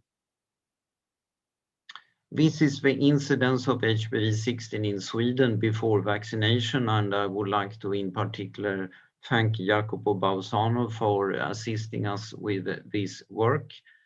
This is before vaccination happened in Sweden. And in the Swedish data, again, very high incidence in the age groups approximately from 15 to 25, and above age 35, almost no transmission of HPV at all. Jacob estimated that in case the whole population of Sweden would be immune up to age 35, the reproductive rate of infection would be 0.4, which would mean that there would be a very rapid decline and elimination of the infection among the older women. If it's immunity up to age 30, the reproductive rate would be 1.1, which is just on the border for keeping the infection in the country. And we think that if immunity could be achieved up to age 30 as fast as possible, it probably would see a stop of the circulation of HPV. We have organized vaccination in schools, which was about 80% of the population that participated. It was not mandatory to participate, so some of the girls said no. However, it was mandatory for all schools that they must offer the vaccination to all the students. So this was an 80% coverage. Some years has passed and they are now age 20. I've marked this here. With 80% vaccination, it's sort of cutting this rather big incidence of infections. Is already 80% vaccination. Then we had organized catch-up vaccination. This was girls between 12 to 18 who were invited, usually by letter, to receive a vaccination at the vaccination center. This achieved a 60% coverage of vaccination. 60% of the girls took the vaccine. These girls are now age 27. It's up here. So in principle, right now, it's mostly the women between 27 and 34 that are still spreading the infection in Sweden. And most of the age groups where we had the peak of infections, they should have very little possibilities to transmit it. Then we estimated what are the demands on ensuring that the infection is truly eliminated from a population, even at the peak age where it is most transmitted. If we go to the left, this is girls only vaccination, and the top here, 100%, means that the infection is eliminated. The blue one is the virus that's hardest to eliminate, that's HPV-16, has a rather high reproductive rate. To eliminate it completely with a girls-only vaccination, you would need to reach 90% coverage in the population. Actually, a few countries have that high coverage in vaccination of girls only, like Scotland, for example. So there I would predict elimination of HPV-16 even with girls only vaccination. Then it's intermediate risk types like 31 and 18, where the demands on the coverage is lower to achieve an elimination. And then finally, the condyloma viruses are very easy to eliminate. And most countries don't really have statistics on condylomas, but I hear that from a number of countries who have started HPV countries that they don't see any condylomas any longer. So to the right is the result if you do a vaccination of both boys and girls.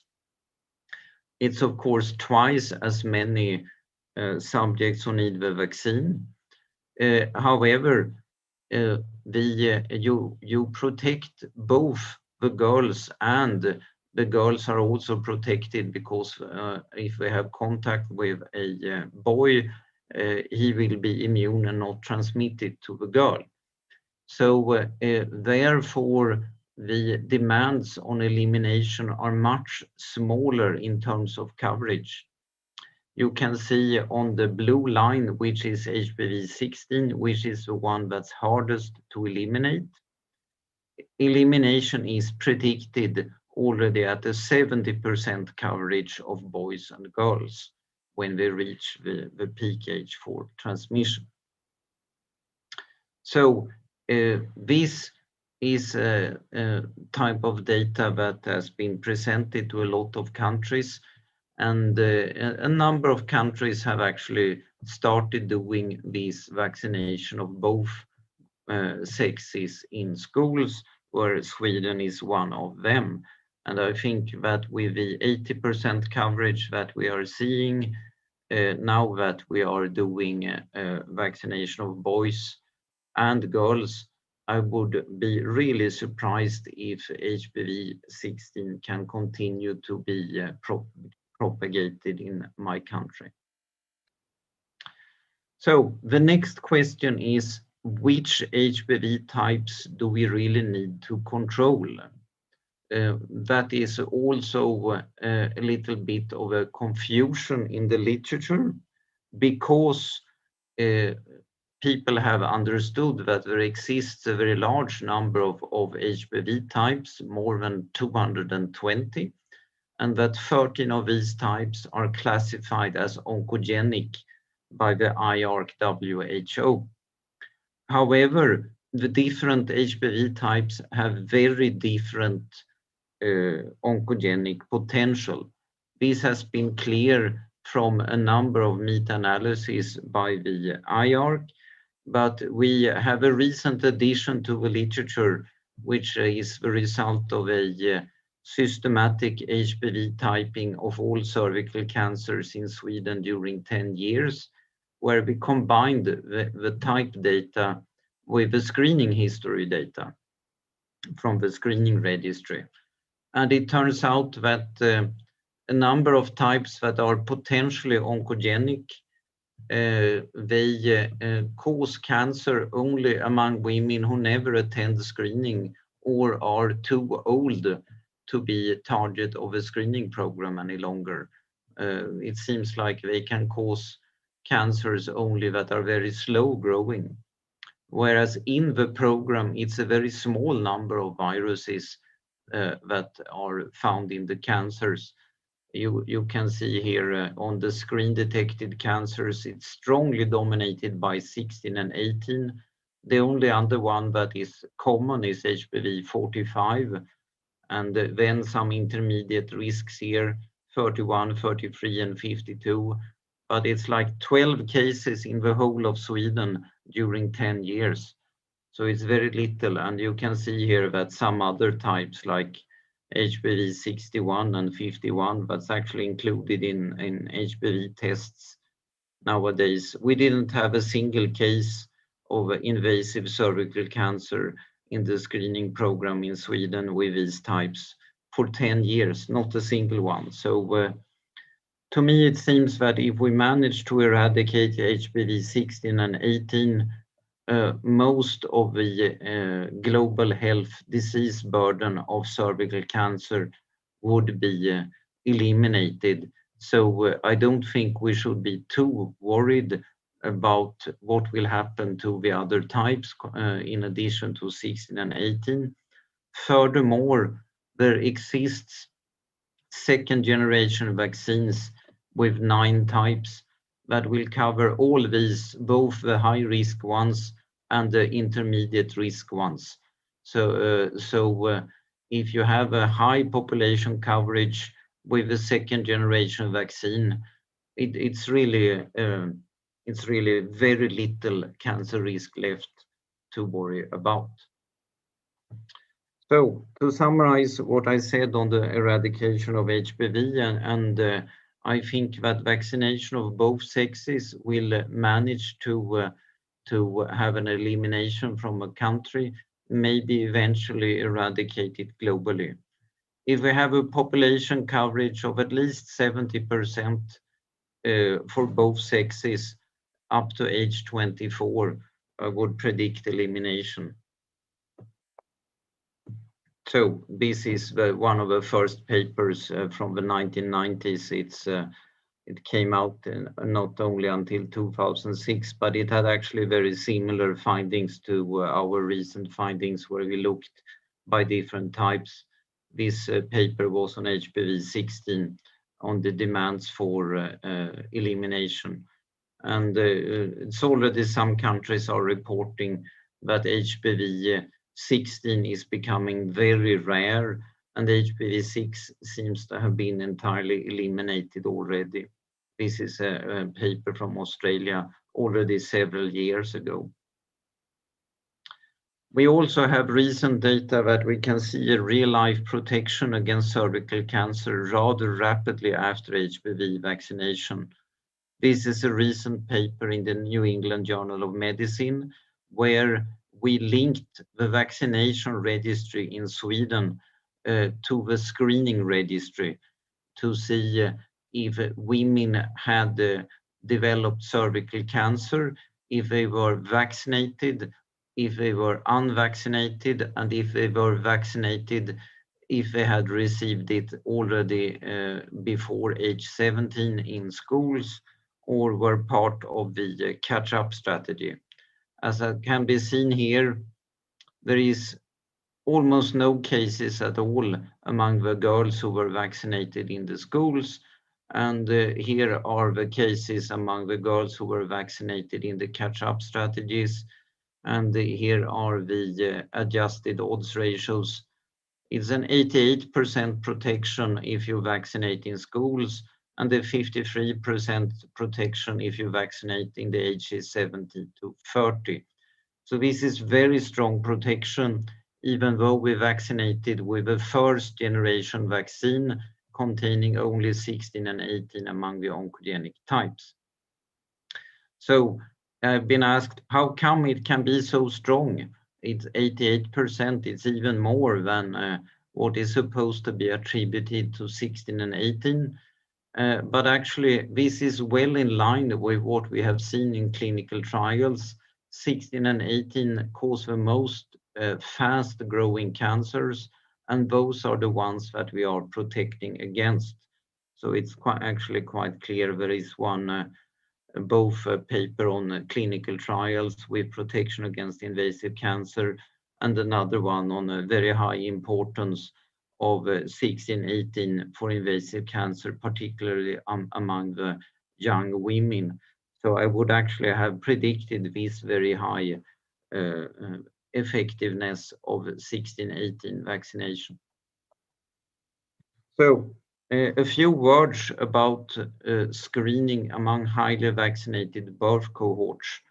This is an example from Sweden where we are trying to stop this strategy now, but changing screening strategies takes time. But anyhow, what we did here was that we were looking at the women who participated in the screening program, and then we linked that to the vaccination registry and retrieved all the samples for an HPV typing and compared that to the histopathological precursor lesions of cervical cancers, CIN lesions.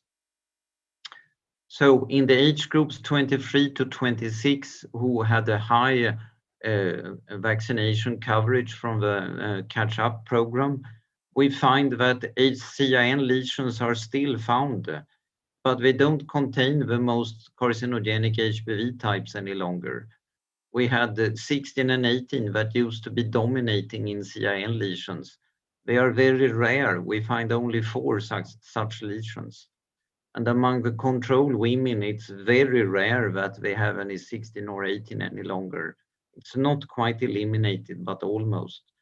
The most common type to cause CIN in Sweden in the vaccinated birth cohorts was HPV 51. And as I just mentioned, this type didn't cause a single case of cervical cancer in Sweden during 10 years. So it seems to me that screening in vaccinated cohorts is mostly overdiagnosis and should not be done, at least not in the way that we are doing it. And now, what are we then? I think I skip this in the interest of time to come to the thing that we are proposing, and that is a combination of vaccination and HPV testing for the youngest women. If they are vaccinated and HPV tested at the same time, most of them will be negative and will have received a vaccine that is very high protection, and only about 5 to 10% would have an HPV virus that can be oncogenic, even if it's those with rather low oncogenic potential. Those we could continue to screen just to be safe. So we skip this as well. What we are doing here is that we are then, in addition to this proposed combined vaccination and screening to achieve a high population coverage in the ages 23 to 25, that after we have done that for a few years, we should have reached a high level of immunity in the entire population. Catch-up screening is the strategy for finding the women who are at risk of cervical cancer after we have managed to eliminate it. And here we are doing piloting on how to do this. And as we have a national registry going back to the 1960s, it's very easy to see which women are at risk for cervical cancer.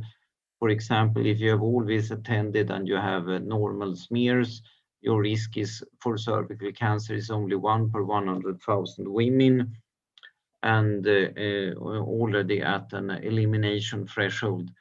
But the ones who have high risks are the women who have had a lesion but have not been adequately followed up, and it is also the women who have not really been attending. And actually, we find that we have 3 million women who are currently targeted by the screening program, but only 230,000 of those have risks more than 20 per 100,000. We generate the majority of all the cases, and if we could reach at least some of those, we would have an almost instant effect on the cervical cancer elimination. So we are sending out the SMS invitations to these women in order to be able to do it in a one-time national campaign, and the preliminary results finds that this is very easily done in a cost-effective way. So to summarize here, our strategy for a faster eradication of cervical cancer is that on top of the routine program, we have a one-time only campaign to invite all women aged 23 to 25 to a combined HPV vaccination and HPV screening. Only HPV positive women need to be followed up. Those who are negative and receive a vaccine, they don't need any more screening any longer. They can be released from the program. And then we systematically invite all the women who have a high risk of cervical cancer to HPV screening. Summary here, I think we have a choice. When do we want to eliminate oncogenic HPV types and cervical cancer? Either we could decide that we want this now, and to do that, I am proposing catch-up vaccination up to age 30 to reduce the reproductive rate and achieve a phase-out extinction of the infection. If this is followed by one-time HPV screening for the whole population, a permanent elimination of cervical cancer could be achieved in the near future. We could also say that we want to do this, but we are not in a hurry. So we do a good vaccination program, but only in children, and continue to screen just as usual. This will result in an elimination of HPV and cervical cancer, but only a lifetime later. Or we can say that we are not interested and go for an ineffective vaccination. For example, if it's disorganized as low coverage, allowing a continued circulation of HPV, in which case the elimination will never happen. Thank you very much. Thank you very much, Professor Dibner, for very informative and very important lecture. I have a question. You just on your last slide, you mentioned that catch-up vaccination is before you are inviting men and women before age of 30. There is a new evidence, and there are studies which have proved that vaccination of adult men, women and men aged 26, 45 or more is effective. And FDA approved vaccination of adults in this age up to 45 years of age. CDC and American Cancer Society are more cautious. They say that they don't recommend the vaccination as sort of mass vaccination of adults of this age. WHO is saying nothing on this subject. What is your opinion at this stage? Do you agree with the proposal of CDC of use of vaccinate adults up to age 45 as sort of based on individual approach? Yes, I think that your question also contains the answer because the effectiveness in the women up to age 45 is on the individual level. Whereas if you are looking at it from a population level or from the level of a country, then it's clear that among the women approximately from age 35 and upwards, there is very little infection, and it's not good use of resources and focus of the efforts to do a vaccination here. So I understand that, for example, in the United States, where they are mostly basing their strategies on recommendation rather than an organized effort, then they are negative to catch up vaccination all the way up to age 45. I think that if they were just to recommend it, it would have low coverage, target actually reach too old women and not be very effective. So I understand why they are negative. However, I think that from a scientific standpoint and looking from the country and from the population, organized vaccination up to age 30 will contribute to stop the spread of the infection in the population. So that's why I'm advocating it. And I'm looking at it entirely from the population level and not so much from the individual level. Thank you very much. I would like to congratulate you for, first of all, brilliant lecture, but also for your paper, which is a first serious proof that vaccination protects against invasive cervical cancer.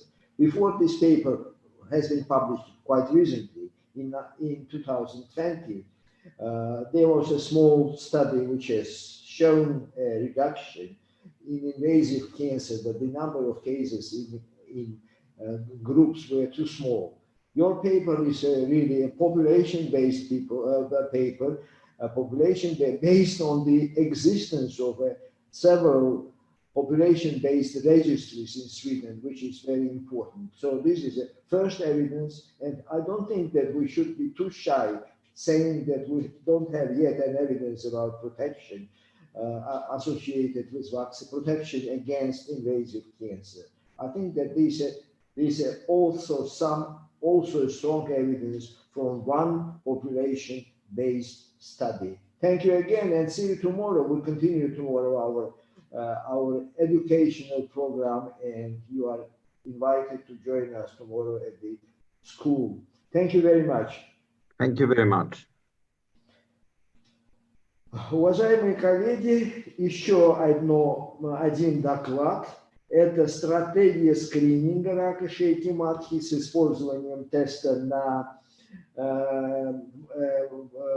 вирус папилломы человека.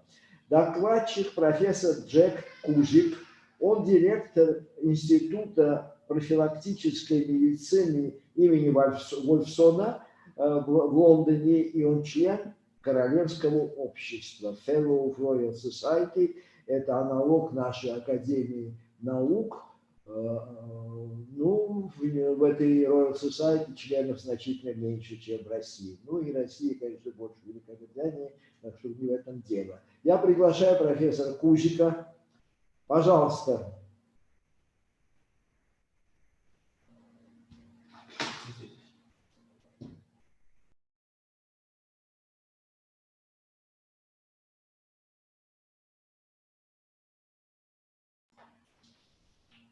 У меня вопрос к организаторам. У нас есть запись лекции профессора Кузика. Мы можем ее продемонстрировать?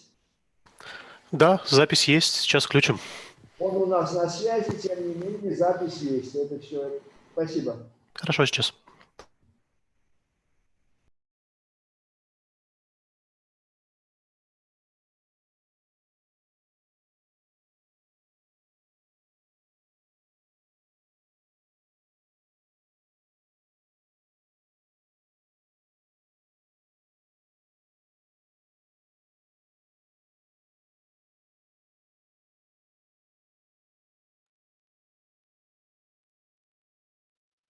Hello, I'm Jack Cusick, and I'm going to talk today about the role of HPV in cervical screening, particularly focusing on triage aspects. I'm now going to share my slides, and we'll get on with this. So the slides are up now. So I'm going to talk about strategies using HPV testing. Just make that.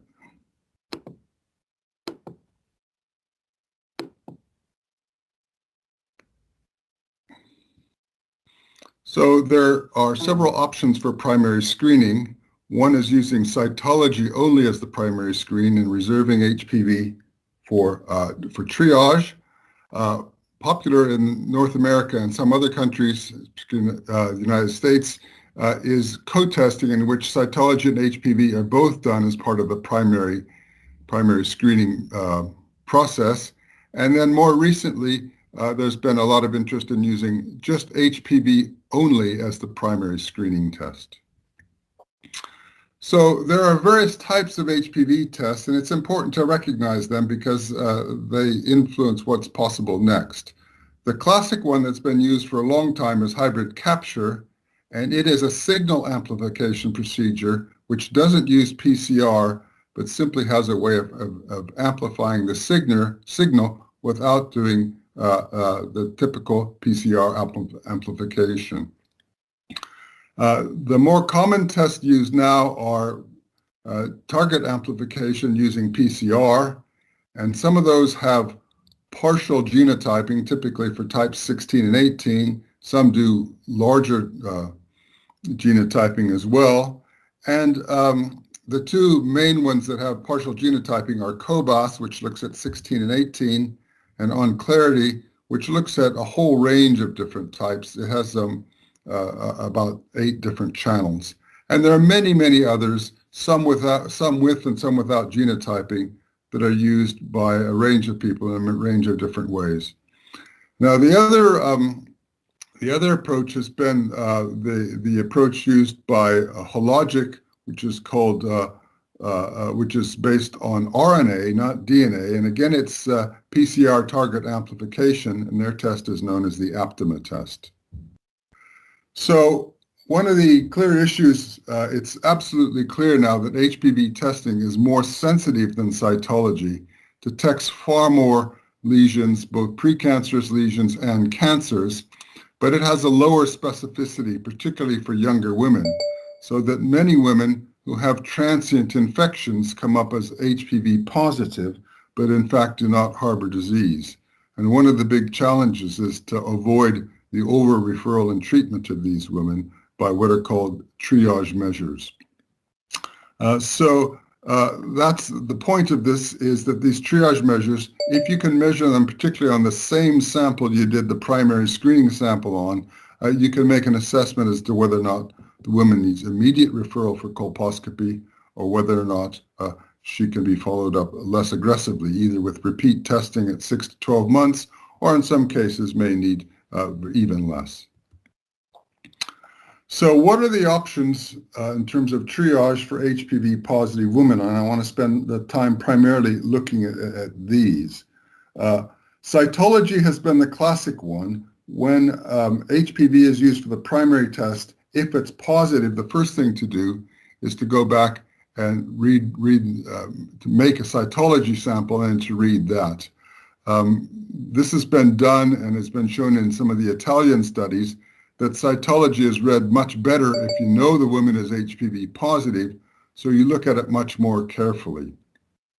The other thing that's newer, and I'll talk about that later on, is this idea of looking at P16, which is a marker for cell proliferation, sometimes with Ki67 in what's called dual staining. But the most interest is really in the molecular markers, based really on molecular tests to further refine the HPV signal. One is, as I said before, partial typing, looking for, is this a 16 or an 18 genotype HPV, which is known to be most related to the cancers, and also shows, particularly 16, a good strength for precursor lesions as well. And more tests are coming along with more complete typing. And we'll talk a little bit about that. The second area is signal strength, sometimes called viral load. It's not strictly viral load because it's usually not normalized by the number of cells there, but it's a semi-quantitative approach which basically tries to see, is this a low level of HPV infection, an intermediate level, or a high level? And again, it's done by real-time PCR. It's done basically when you're doing your PCR amplification by using a cycle count. You can determine what the viral load is. In the old hybrid capture test where there wasn't PCR, relative viral load was actually measured just by a typical sort of colorimetric test. And then the new area, which looks very promising, but for which there isn't really a lot of use at the moment, but I think there will be, is looking at methylation levels. Now, methylation can either turn on or turn off genes. It's used to either methylation silences genes, and when things are silenced, they're methylation. And it appears that when there is a serious lesion, the virus has actually managed to methylate some of the human genes as well as some aspects of its own genes, which allow you to more clearly determine whether or not this is a passenger HPV infection or associated with an active lesion. So coming back just to cytology, this is looking at both New Mexico on the left, the New Mexico HPV papillomavirus registry, and an Italian NTCC trial on the right, looking at the positive predictive value for having CIN2 or greater in women who are HPV positive according to what the subsequent cytology is. Now, when the cytology is negative, the positive predictive value is very low, under 2% in New Mexico and under 4% in NTC. There's sort of a rule of thumb that that positive predictive value for CIN2 should be above 10% before you would refer these patients for colposcopy. That's barely achieved for the low-grade cytology, ASCUS and LSIL, in both of these studies, just not quite in the NTC, just under 10%. And of course, high-grade cytology, particularly HSIL, has a very clear association with disease. So positive predictive values between 60 and 70% for having CIN2 or greater for HPV positive HSIL cytology lesions. Now I'm going to move on a little bit more to typing, an area that I've been particularly interested in, and that is not all HPVs are the same. There are typically 13 different types that are used in this consensus, is this HPV positive or not? But the risk of disease is very type specific. And this is an ROC curve plotting the sensitivity versus 1 minus specificity, which is the false positive level. Ideally, a perfect test would be up in the top left corner, and you can see as you add types, if you look at the one for the highest positive predictive value, in this study in New Mexico, it was type 16, followed very closely by type 18, with very similar slopes, so they actually are of quite similar value. The green levels are the CIN3 rates, CIN3 plus rates. The red curve is for the CIN2 plus rate, so it includes some slightly lower grade lesions. So they typically run the same though, 16 first, 33, then 31, then 35, then only then comes 18. 18 turns out to be important for cancers, but as a screening test, as I'll show you in a bit, is not that predictive of having CIN2 or CIN3. And then you go right on up to some of the higher ones, higher in that line, things that have lower positive predictive values, and typically should probably be considered intermediate risk tests. Typically, HPV 68, 56, and 39 are in that group. This is just a little bit of exploring that a bit further. We looked at the four most predictive types, 16, 18, 31, and 33. 18's in there because it's so widely used. And we looked at a whole range of studies. This is just a selection of 5 of them, but there are several more to try to get a sense of how the positive predictive value of different types could be rated across these different studies. So starting with the Athena study, you can see that both for CIN2 and CIN3, the highest positive predictive value was for type 16, followed by type 31, and followed by type 33. And only further down the line did come type 18, whose positive predictive value was not even at that 10% level in this particular study. Similar things were seen in other things. That was the Athena clinical trial that actually got typing licensed. The second line is looking at the New Mexico data. Again, the same order. HPV 18 comes last. In this study, at least for SIN2, 33 was as good as 16, but a little bit worse when you get to SIN3. Other studies, Future trial again was a large screening trial. Again, it was here 33 turned out to be most important. 18 was so low it didn't even come up for SIN3, but 33 was just a bit better than 16 and 18 as well. For this particular trial, 16 wasn't quite so strong as the other ones. But in the Kaiser data, this is another large population-based screening study. Again, 16 comes first.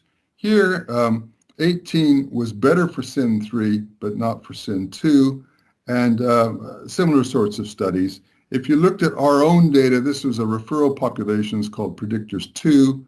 Again, 16 looks strong, but 18 also looks, but 33 also looks quite strong, and 18 again is lower down the list. So in summary, I think it's useful to think of these as kind of the things that are typically considered positive by the consensus tests. Is that type 16, 31, and 33 show the highest positive predictive values for CIN3 and typically CIN2, and should be considered very high risk. Group B, which we'll just call high risk, is basically 52, 35, and 58, with 18 not sometimes so positive, but because of its relationship with cancer, we feel it probably needs to be in this second group, although its PPVs sometimes aren't as good as the other ones. And then there's a range of lower risk ones, 51, 68, 45, 39, 66, which now has been considered not even a high risk type by many people. 56 and 59 might best be considered just as intermediate risk and managed less aggressively. Now, viral load is something that hasn't been looked at very much because it's a little bit harder to standardize. This is data from New Mexico, where we showed really quite a strong relationship that's been seen elsewhere, particularly for type 16. And here we just visually assessed the viral load, and this was done on linear array, as to whether it was low or medium or high levels of the virus there. And you can see a striking positive predictive value difference going from about 4% to over 17% for type 16. The high levels clearly are important, particularly for 16, 31, 33, and 35, but they dominate things overall. Intermediate levels, again, it's the same sort of ordering, but the levels are low. But for example, a low level of HPV 16 doesn't carry a very high positive predictive value for type 16, for CIN2, and in particular is less risky than high risk levels of even something like 51 or 58. So viral load is something I think that's coming, but it's not widely used at the moment. Multiple infections were also thought to be important, but a lot of the data, which I won't show you the details of, have actually shown that it's if you just look at the highest risk type when there's multiple infections based on that hierarchy I showed you earlier, then that the other types really don't add anything at all. So now moving on to P16. Now this goes back a little bit in the sense that it is a cytology measure, so you need to make a slide. It can't really be used for self-sampling because the sample isn't as good enough.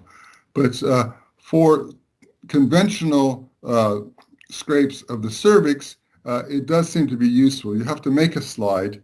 It can be either used by itself or with Ki-67, which is also another proliferation marker.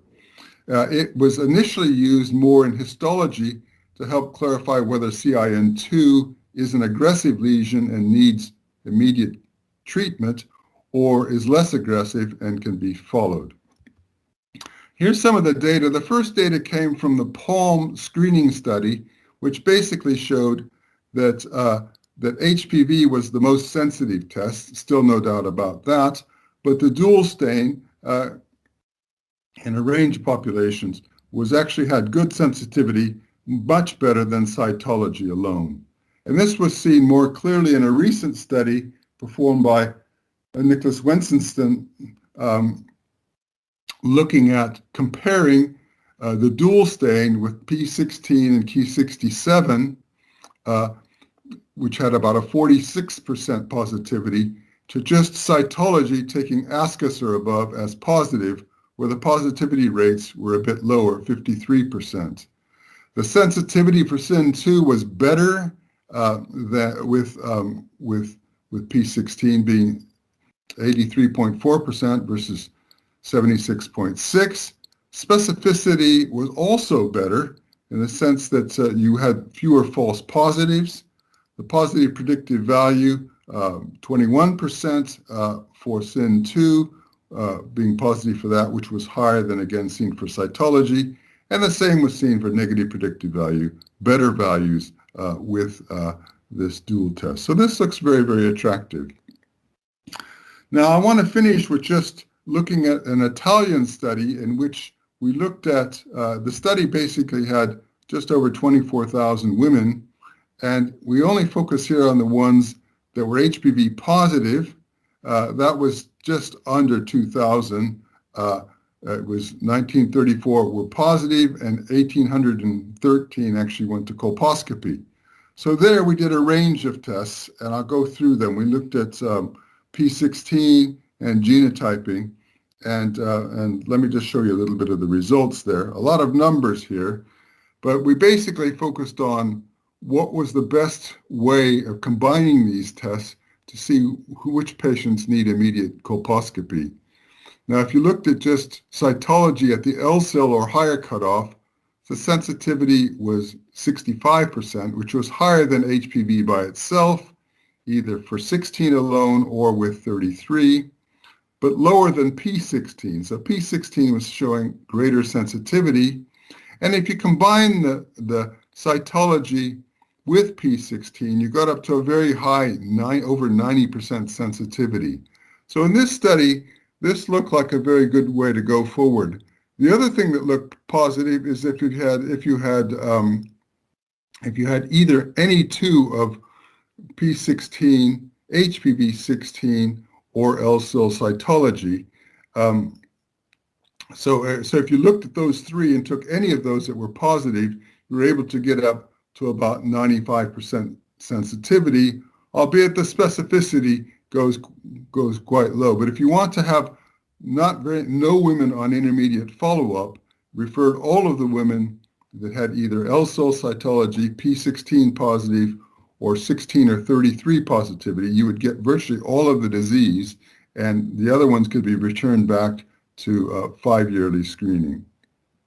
Similar things were seen for CIN3+. So now the last area, the newer one, is looking at methylation profiles.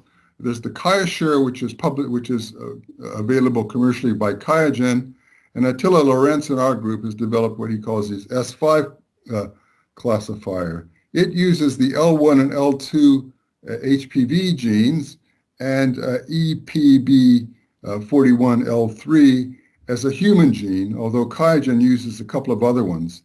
And a nice thing about this is that it can be performed on a self-sample, just like HPV testing can. You don't need to make a slide.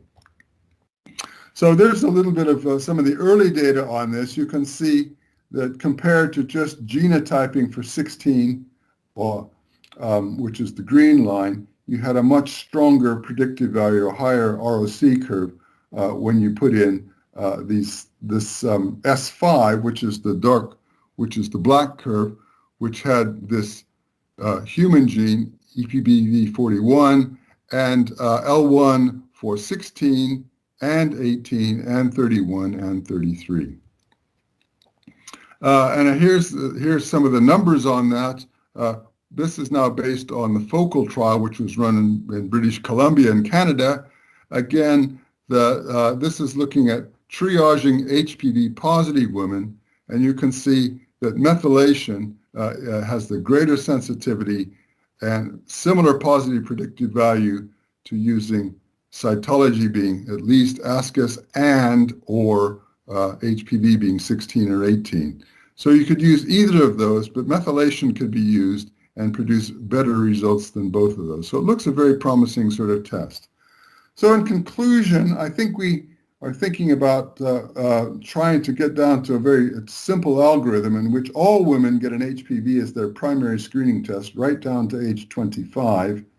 If they're negative, they can go for normal 5-yearly recall. And if they're positive, probably now the first thing to do would be cytology, although that may disappear in the future and it can't be used for self-sampling. But high-grade cytology with HPV positivity means immediate colposcopy. That's HCell or AskH. Low-grade cytology says you should do some additional triage tests, either looking for HPV 16, 18, 31, or 33, looking for high viral load, or methylation, or P16. Any of those being positive is the basis for colposcopy. If they're all negative, they probably need just repeat testing. Because they're cytology positive at low grade and HPV, we wouldn't send them back to 5-year, but we would send them for repeat testing at 6 to 12 months. So in conclusion, there's lots going on in the triage of HPV positive. I think we're moving rapidly towards HPV being the primary screening test, but we need these triage tests, which are developing well for determining who needs immediate referral and who can be safely watched. So thank you very much. Hope that was helpful. Thank you. Thank you very much, Jack. So we'll continue our session. И позвольте предоставить слово профессору Нине Викторовне Зароченцевой. Она будет говорить о российском опыте по вакцинации против вируса папилломы человека. У нас в программе значится академик Краснопольский, но по причине уважительной, я так думаю, он нам порекомендовал профессора Зароченцеву, и я уверен, мы ничего не потеряем. Мы вас слушаем, Нина Викторовна.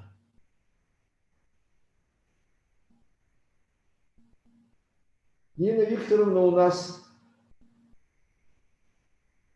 трансляция, так что...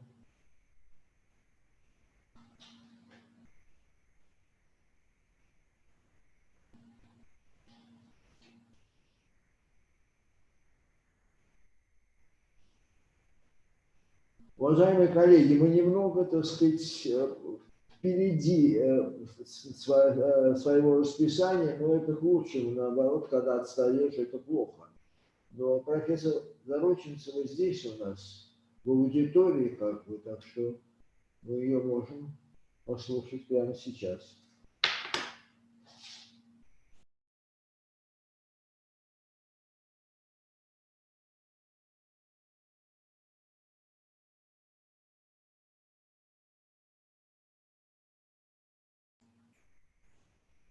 Уважаемые коллеги, вы поняли, так сказать, что надо профессора Зароченцеву пригласить? Она в аудитории, так что она вполне готова. Ну, может быть, у нее еще слайды не выложены, но если нет, подождем немного. Она у нас последний докладчик, и после нее мое заключение. Мы попросили включить микрофон и написали сообщение в чат. Она, так сказать, несколько отвлеклась. Ну ничего, подождем немного, поговорим. Есть у кого-то вопросы в аудитории? Прошу прощения.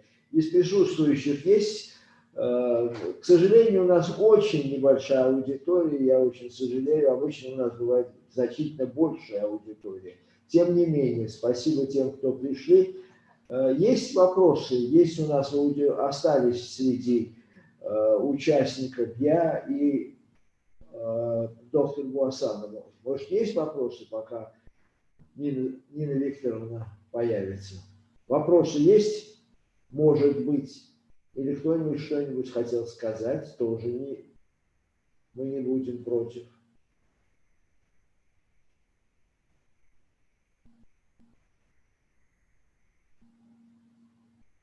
Нет желающих.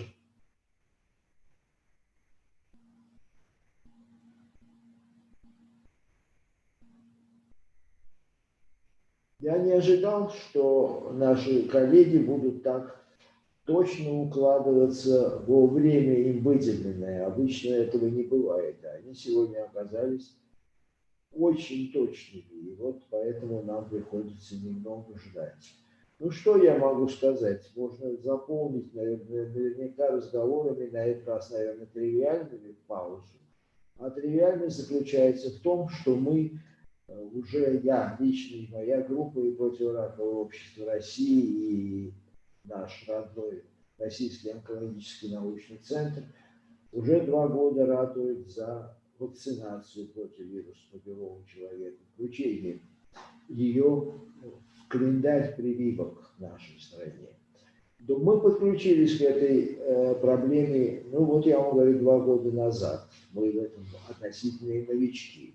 Но есть, так сказать, коллеги, в том числе и вот группа академика Краснопольского, в котором ведущую роль играет Нина Викторовна, Зароченцева, академик Намазова-Баранова, которая давно активно включена в эту проблему и ведет активную работу и со всеми органами власти, как законодательными, так и исполнительными. Мы проводим конференции, школы, вебинары. В последнее время очень много. Мы недавно, я, Противораковое общество, провели вебинар по профилактике рака шейки матки. Завтра у нас открывается школа по онкогинекологии, которая будет включать в значительной степени вопросы эпидемиологии, профилактики рака шейки матки и других ассоциированных вирусом папилломы человека опухолей. Короче говоря, мы как можем. И, кстати говоря,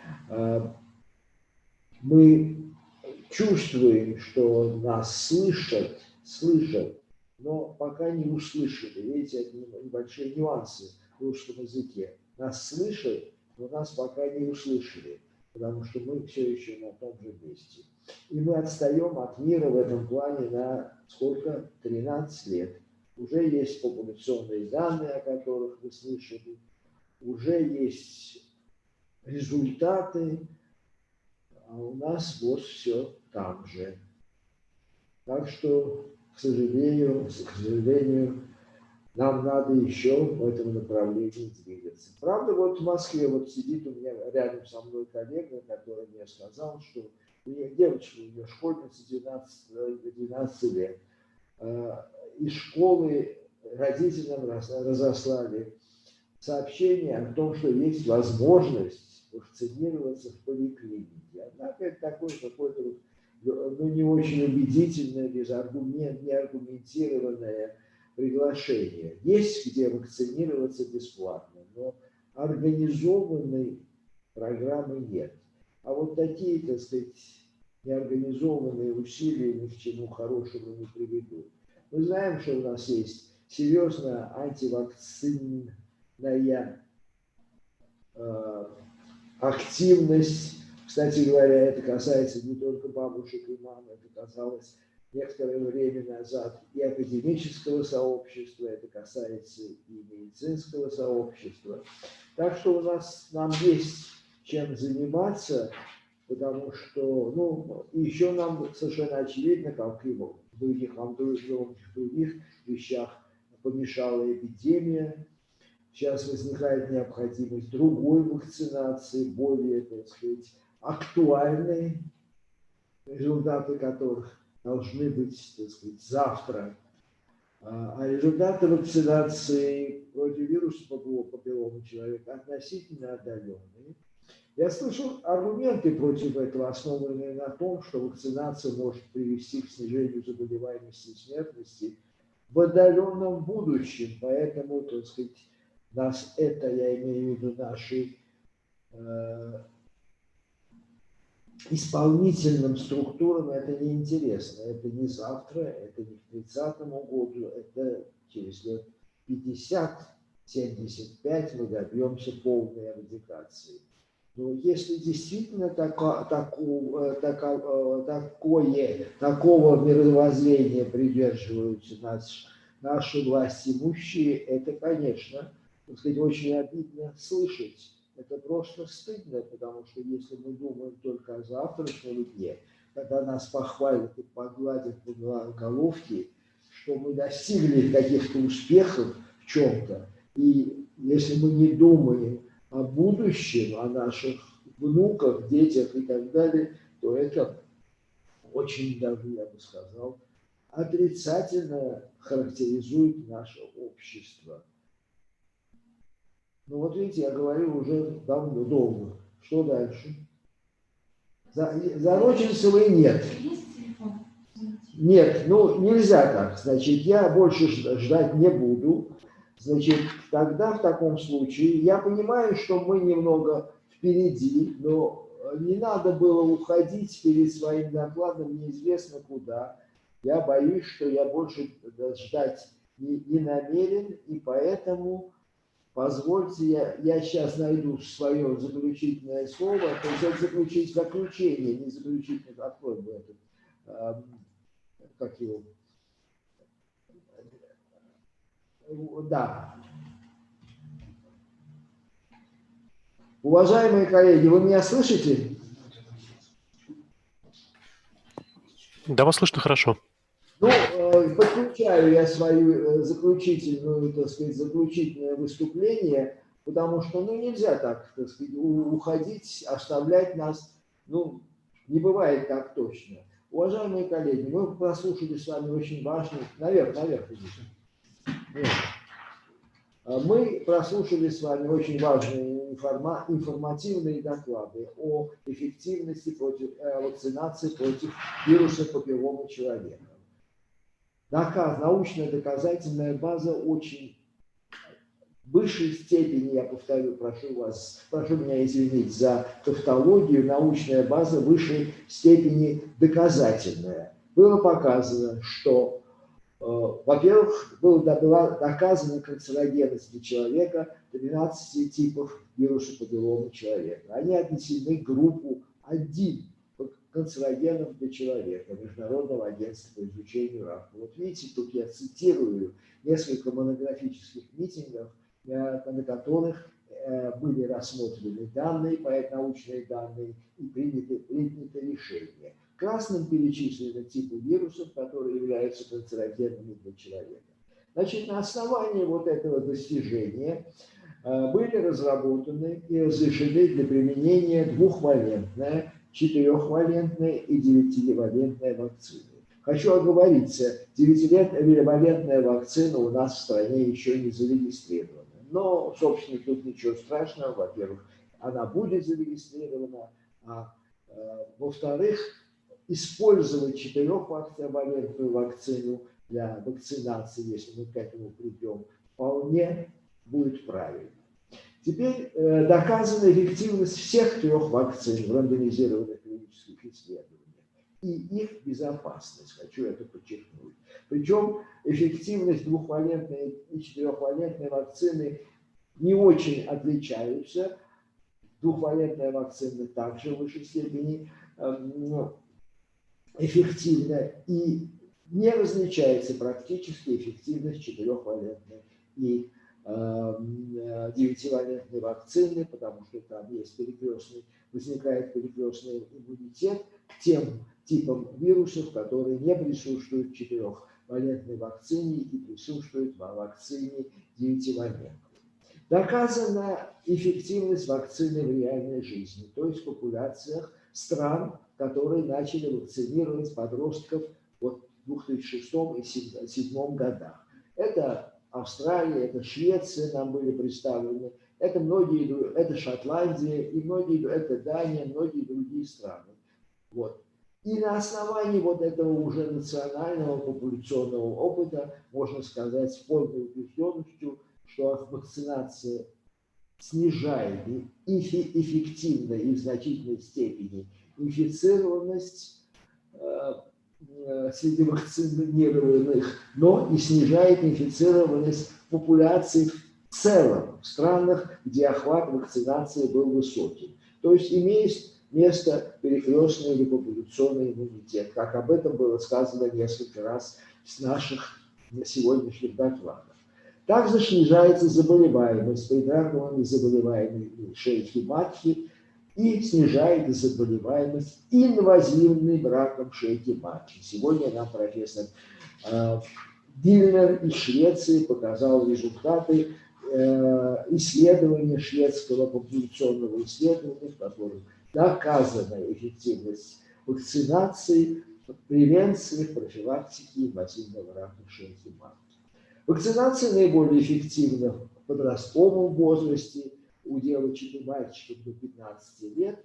Показана вакцинация в возрасте 16-25 лет. Это, так сказать, вдогонку к вакцинации, то есть у мужчин и женщин, которые не были вакцинированы до 15 лет. И недавно полученные данные об эффективности вакцинации в возрасте 26-45 лет.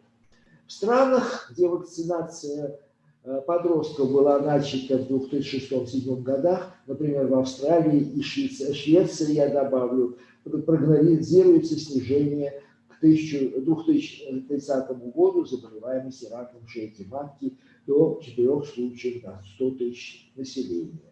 В России прогнозируется рост заболеваемости раком шейки матки. К 2030 году заболеваемость практически удвоится.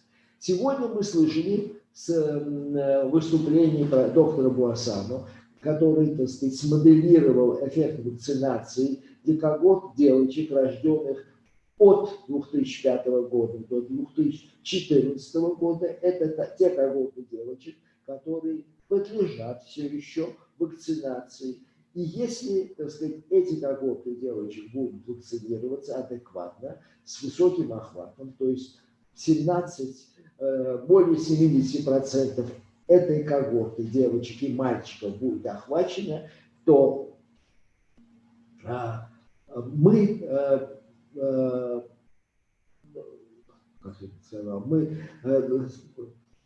прошу прощения, снизим заболеваемость раком шейки матки в этих когортах на 100-120 тысяч случаев рака шейки матки. Профессор Буасано сказал, что вот в этой когорте девочек, рожденных от 2005 года до 2014, прогнозируется, что заболеет 130 тысяч женщин раком шейки матки. А если они будут вакцинированы, то заболеваемость будет снижена на 100-120 тысяч случаев.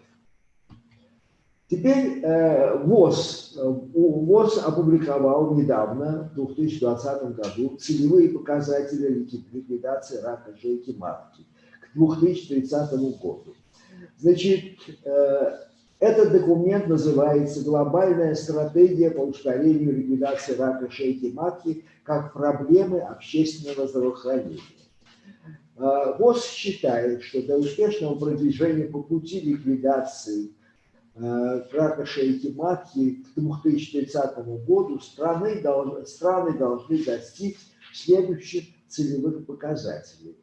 Значит, коротко это целевые показатели представлены как 90-70-90. Значит, речь идет о том, чтобы охватить вакцинацией против ВПЧ 90% девочек возрастом до 15 лет. Провести популяционный скрининг 70% женщин в возрасте до 35 лет и в возрасте 30 лет и повторно в возрасте 45 лет. и, соответственно, так сказать, адекватно лечить женщин с раком и предраком шейки матки. 90% женщин адекватно лечить от этих заболеваний. Я вот, задавая вопрос по профессору Дельнеру, сказал, что FDA одобрила план ВПЧ вакцинирования женщин и мужчин старшего возраста, то есть старше 27 лет, 27-45 лет. Это было сделано на основании результатов рандомизированных исследований, которые показали эффективность вакцинации как у неинфицированных, так и инфицированных женщин. Эффективность была очень высокая, 85% у неинфицированных и 45-50% у инфицированных женщин. И на этом основании показания к применению 4-валентной вакцины Gardasil расширилась. Значит, Gardasil рекомендуется применять для профилактики следующих заболеваний у девочек и женщин в возрасте от 9 до 45 лет. Это включает все известные вам патологию, которая связана с инфекцией рака, с инфекцией вирусом папилломы человека, с 9 до 45 лет. В этих рекомендациях сказано Министерству здравоохранения, что вакцина может обеспечить защиту у девочек и женщин в возрасте от 9 до 26 лет от заболеваний, вызываемых ВПЧ и не входящих в состав вакцины. И, наконец, я вам хочу представить рекомендации противоракового общества России, президентом которого я являюсь. Мы рекомендуем вакцинировать девочек и мальчиков в возрасте от 11 до 14 лет. Рекомендуем вакцинировать далее ранее невакцинированных подростков и взрослых мужчин и женщин в возрасте от 15 до 26 лет. Не рекомендуем вакцинацию взрослых мужчин и женщин в возрасте 27-45 лет в массовом порядке. Однако в отсутствии государственной программы вакцинации подростков, вакцинация женщин в возрасте от 27 до 45 лет несомненно принесет пользу вакцинированной женщине, то есть будет снижен ее индивидуальный риск развития заболеваний, патологий, включая рак шейки матки, связанный с вирусом папилломы человека. Решение о вакцинации взрослых женщин и мужчин должно быть приниматься на индивидуальном уровне. Для информированного принятия решения рекомендуется ознакомиться с результатом исследований и побеседовать с осведомленными врачами, гинекологами и урологами, что, кстати, они тоже должны быть осведомлены. Спасибо за внимание. Ну что, уважаемые коллеги, к этому мы завершили наш круглый стол. Еще раз всем спасибо, спасибо участникам, спасибо присутствующим.